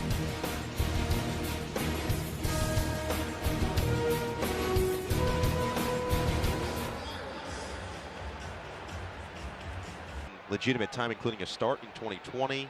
Spent most of the last season on the practice squad. But Danucci, an experienced quarterback out of James Madison, and showing off right out of the gate as he finds Sean McEwen for a modest gain.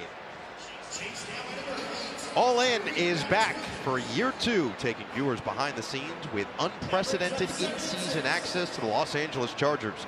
Be there as the story of the Bolts' 2022 season unfolds through the eyes of the players, staff, and coaches in this groundbreaking series. All In premieres this Monday at 10 a.m. on the Chargers YouTube page and chargers.com/allin. The Chargers social team just does outstanding work, not just with All In, but what they do on all of the social media platforms as well, giving fans and everybody who's interested legitimate access to these players, showing off their personalities as well. And it really shows up at the training camp. Yes. So many fans come out and watch the Chargers, especially when you've got a team like the Cowboys coming in to practice for 2 days.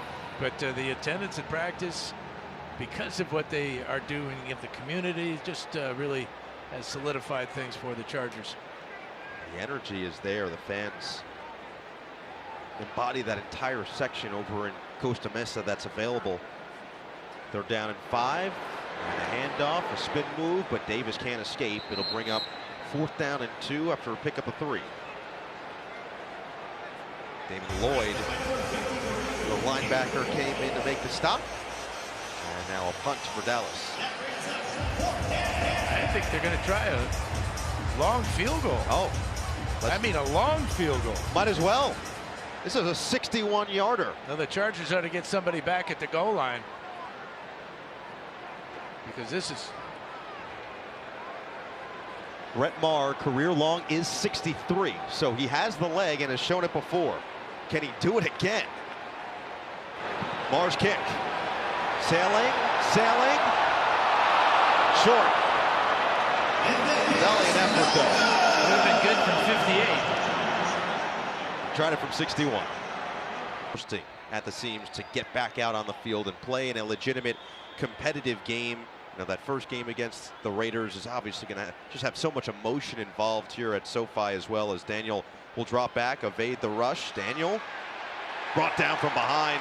Big hit delivered as Daniel just didn't quite feel it coming. And it is Marcavius Bryant with a sack. Yeah, again, the Cowboys have put good pressure on the quarterback all night.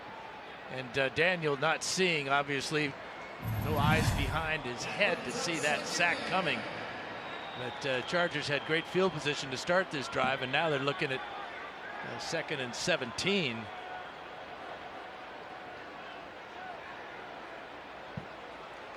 Daniel. The screen was caught, and that will be interesting. Yeah, there's no flag that came down. My Brown was the goodness. one who made the catch on his knees and then was hit by John Ridgeway. And that's a surprising no call. Yeah, I mean, he's basically given himself up. He can't really get up. And then not only does he get hit, he gets hit in the head, which is totally illegal. 2 whiffs there by the officials. So another loss. It's 3rd down and 21.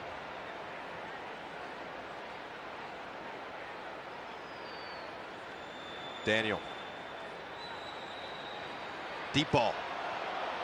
And out of the reach of Jason Moore, out of bounds, incomplete. And we'll set up 4th down and long for the Chargers. So the punt team will come back out, but you know, Chase Daniel is part of that QB room, and he has said that he's felt good about his system, this offense. Just didn't quite have it on that last one, took a hit as well. Yeah, he's taken a couple of hits in the preseason, and you know, at his age, those feel that well through next week. Can't imagine it feels good. Let's put it that way. And he'll really feel it when he's my age. J.K. Scott showing off that leg once again. And fair catch is called for and made by Drummond right around the 10. So approaching 7 minutes to play as the Chargers will head to New Orleans next week for their final preseason game. You know, he's given us different points of emphasis each week. He had his 3 last week. These were his 3 for week 2. And how would you say they've gone so far, Dan? Well, it's tough running the ball against this Dallas defense. There's no question. They knew that coming in, but the tackling has been spotty on defense and on special teams. 2 touchdown returns. That's not acceptable. And really, you have to look at the tape to evaluate the Gunners. It's tough for. It's not a statistical type of thing, and it's tough to really, from this vantage point, to see how well they've done. Obviously, not too well on that long punt return by the Cowboys. Yeah, Turpin. Turpin, who there's a good chance Turpin will end up being their return man during the regular season. If he already wasn't going to earn that spot, I'd say today has only solidified that. And you've got Turpin, who is likely going to be a starter in special teams, going up against a bunch of guys who are trying to make a team. And a heck of a game for him regardless, too. Just incredible returns. And that was really the main difference in this one when it was all said and done. It helped Dallas build that cushion towards the end of the first half. It went from 15-10 to 29-10. And here will be a timeout called by the Cowboys. So 2nd and 5 incoming for this Dallas offense, and Ben DiNucci under center. We talked about the Chargers schedule and their first 5 games. Tough start for the Chargers against the Raiders here at home, but then 4 days later, traveling back to Kansas City for a crazy Thursday night game. But then, you know, you never say you should win this game or you should win that game, but you would expect to beat the Jags, the Texans, and the Browns. But the Browns, according to Brandon Staley, they resemble the Dallas Cowboys in the way the Cowboys play. They have 2 great running backs and very physical defensively as well. That 2-headed monster of Chubb and Hunt can be so difficult to defend against, and Staley believes this was a good tune-up for that eventual matchup with Cleveland in Cleveland. After those, by the way, so you've got Jaguars, Texans, Browns, and then 2 home games against the Broncos, who are improved with Russell Wilson under center, and then the Seahawks at home before the bye week and going to Atlanta. So a very tough start to the schedule, but winnable games for this Chargers team that believes they can beat anybody they go up against. As DiNucci loses the football, picks it back up, finds his target. It's a completion, but a loss, as he just got rid of it to Peyton Hendershot and eventually dragged down by Carlo Kemp. Hang in there, DiNucci. I mean, he's in all kinds of trouble here. Gets away from that potential sack and then just hits the ball against his thigh and then takes a lick on the way down. But keeps his wits about himself, finds his receiver. But as you said, Noah, way short of the first down. You know, you look at that number 17 in the Cowboy, and you got to think about the great Don Dandy Meredith, one of my all-time favorite players in person. Just really a legendary figure in Dallas. He rest in peace. Anger with another punt. Bandy will field it and will return it, but doesn't get very far. Shy of midfield. So Bandy and the Chargers offense back out there with under 5 minutes to play. Bandy has had a semi-productive day after what was a very productive day last week as the leading receiver for the Chargers. Had that touchdown towards the end of the first half from Chase Daniel. And I love the way that Joe Lombardi described Bandy, saying that when you see him, you say, he's a little short, doesn't really have world-class speed or anything, but he's just a football player. He is a great football player. Yeah, and I'll relate to you in your basketball background. He's a gym rat. Another handoff for Kevin Marks. John Ridgway there to greet him after a gain of maybe 2.5, 3 yards.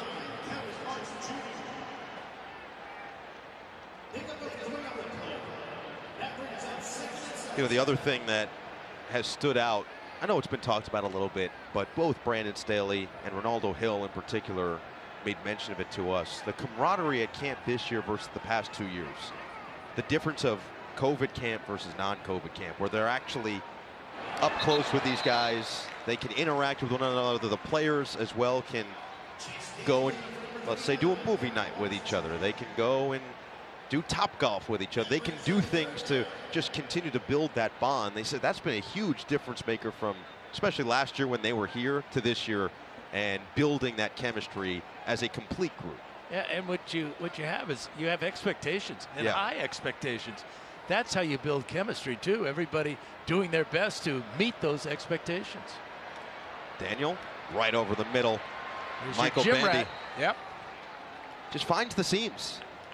Yeah, he's a classic slot receiver. I mean, you think about the great ones, the Julian Edelman and Wes Welker, Wayne Corbett, my guy Charlie Joyner, fearless over the middle. Not the biggest guys, but smart and quick and tough.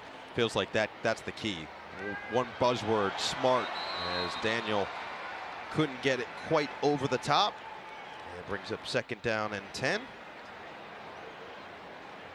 Join the Los Angeles Chargers celebration of Latino heritage on Sunday, September 25th, when the Bolts take on the Jacksonville Jaguars at SoFi Stadium. With special live entertainment, exclusive merchandise, and much more, don't miss out on what will be an extraordinary game day experience. Get your tickets today at chargers.com/tickets. Solid drive put together here from Chase Daniel and company, and he will get absolutely crushed in the backfield.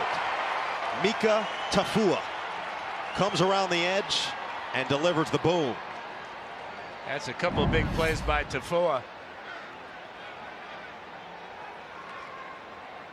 Just an embarrassing pass at that time by Zach Bailey. And another big hit on Chase Daniel. They're piling up, and it leads to 3rd and 18. 3 minutes remaining. Deep drop. Lots of time. Perfect delivery. Jason Moore has the 1st down. That just shows you the type of competitor number 4 is. He's been a lot of pressure. He gets the time to throw here, waits just long enough, and then just drills Moore for the 1st down. Amazing what pass protection does for a quarterback. Moore out of Division II Findlay had over 3,000 yards in 3 years. And now trying to make a name for himself at the NFL level. Fresh set of downs for Daniel. And another strike to Bandy.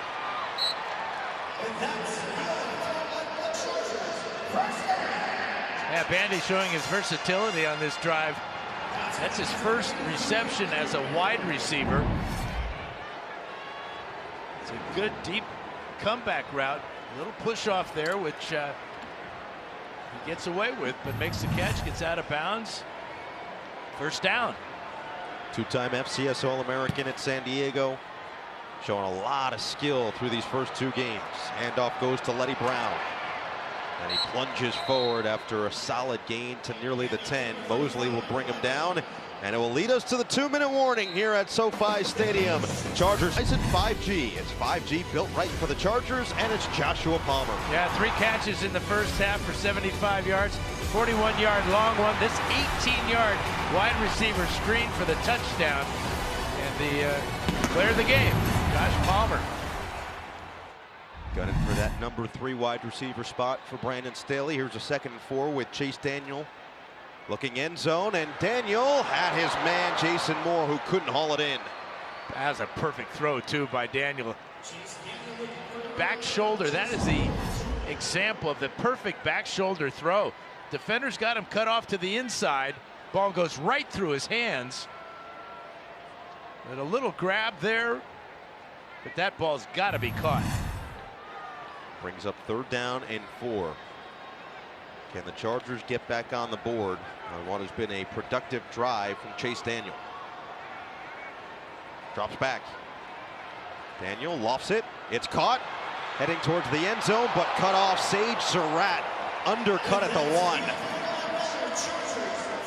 Well, it really looked like he had a chance to get into the end zone.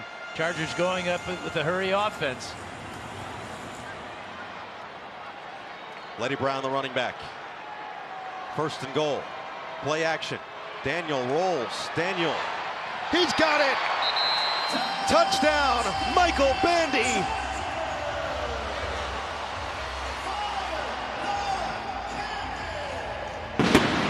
And just another perfect throw by Daniel. It's sometimes dangerous to throw it back across the middle, but you see how Bandy works his way into the open, and then Daniel puts it right on him. Low to the shorter wide receiver.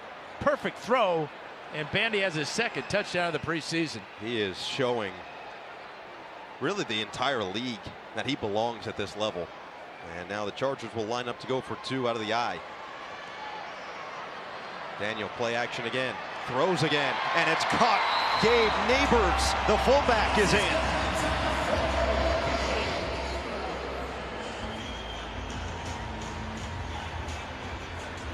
The veteran, Chase Daniel, orchestrating a near-perfect drive. Yeah, you know, and the big play was that 3rd and long where he found Moore over the middle, and then a couple of really sharp throws, one that could have been caught, then the one to Bandy, and now to Neighbors for the 2-pointer. 11 plays, 58 yards, just over 3 minutes off the clock. It's Bandy with a 1-yard score, and then Neighbors to add the 2 more, and it is a 2-touchdown game. Now the question is, will the Chargers go onside? They've got McCourt out there to kick it. That's a perfect time to practice it. It's No a doubt. preseason. It doesn't matter in the standings, obviously. But you never get to practice this live either in training camp. So you don't do it. Nope. They will send it deep. McCourt will send it out of the end zone. And the Dallas offense will come back on the field. Either way, that is a nice positive move for the Chargers. Feels like good momentum built. You take that into this week of training camp and then next week in New Orleans. Well, you look at the score, right? And you take away those 2 return touchdowns. What's the score? That's a tie game. Yeah, but we don't want tie games in preseason, do we? No. No one wants that. Shamplin stays in as the running back for Dallas. Danucci, the quarterback. The handoff to Shamplin, and Carlo Kemp has had himself a day. He has made some plays, hasn't he? He chased that one down from behind. He was running faster than running back and just got him before he knew it happened. We'll see what Dallas elects to do on these final couple of plays. Dallas offense has been good, but not otherworldly. Chargers defense has done its job for the majority of this game, especially on 3rd down.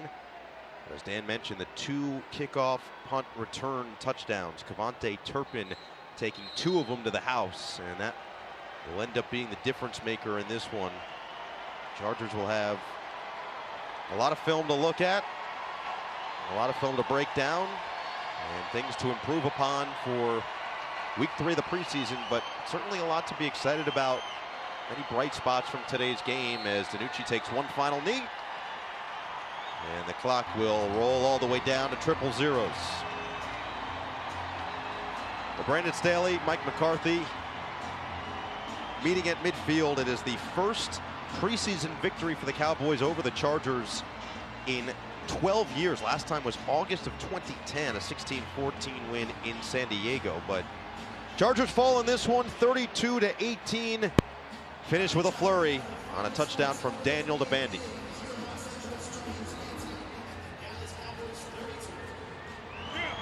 We'll come back with some final thoughts on the other side as the Chargers fall to 0-2 in this preseason. A lot of positive takeaways and a lot to work on as they head to week 3 in New Orleans.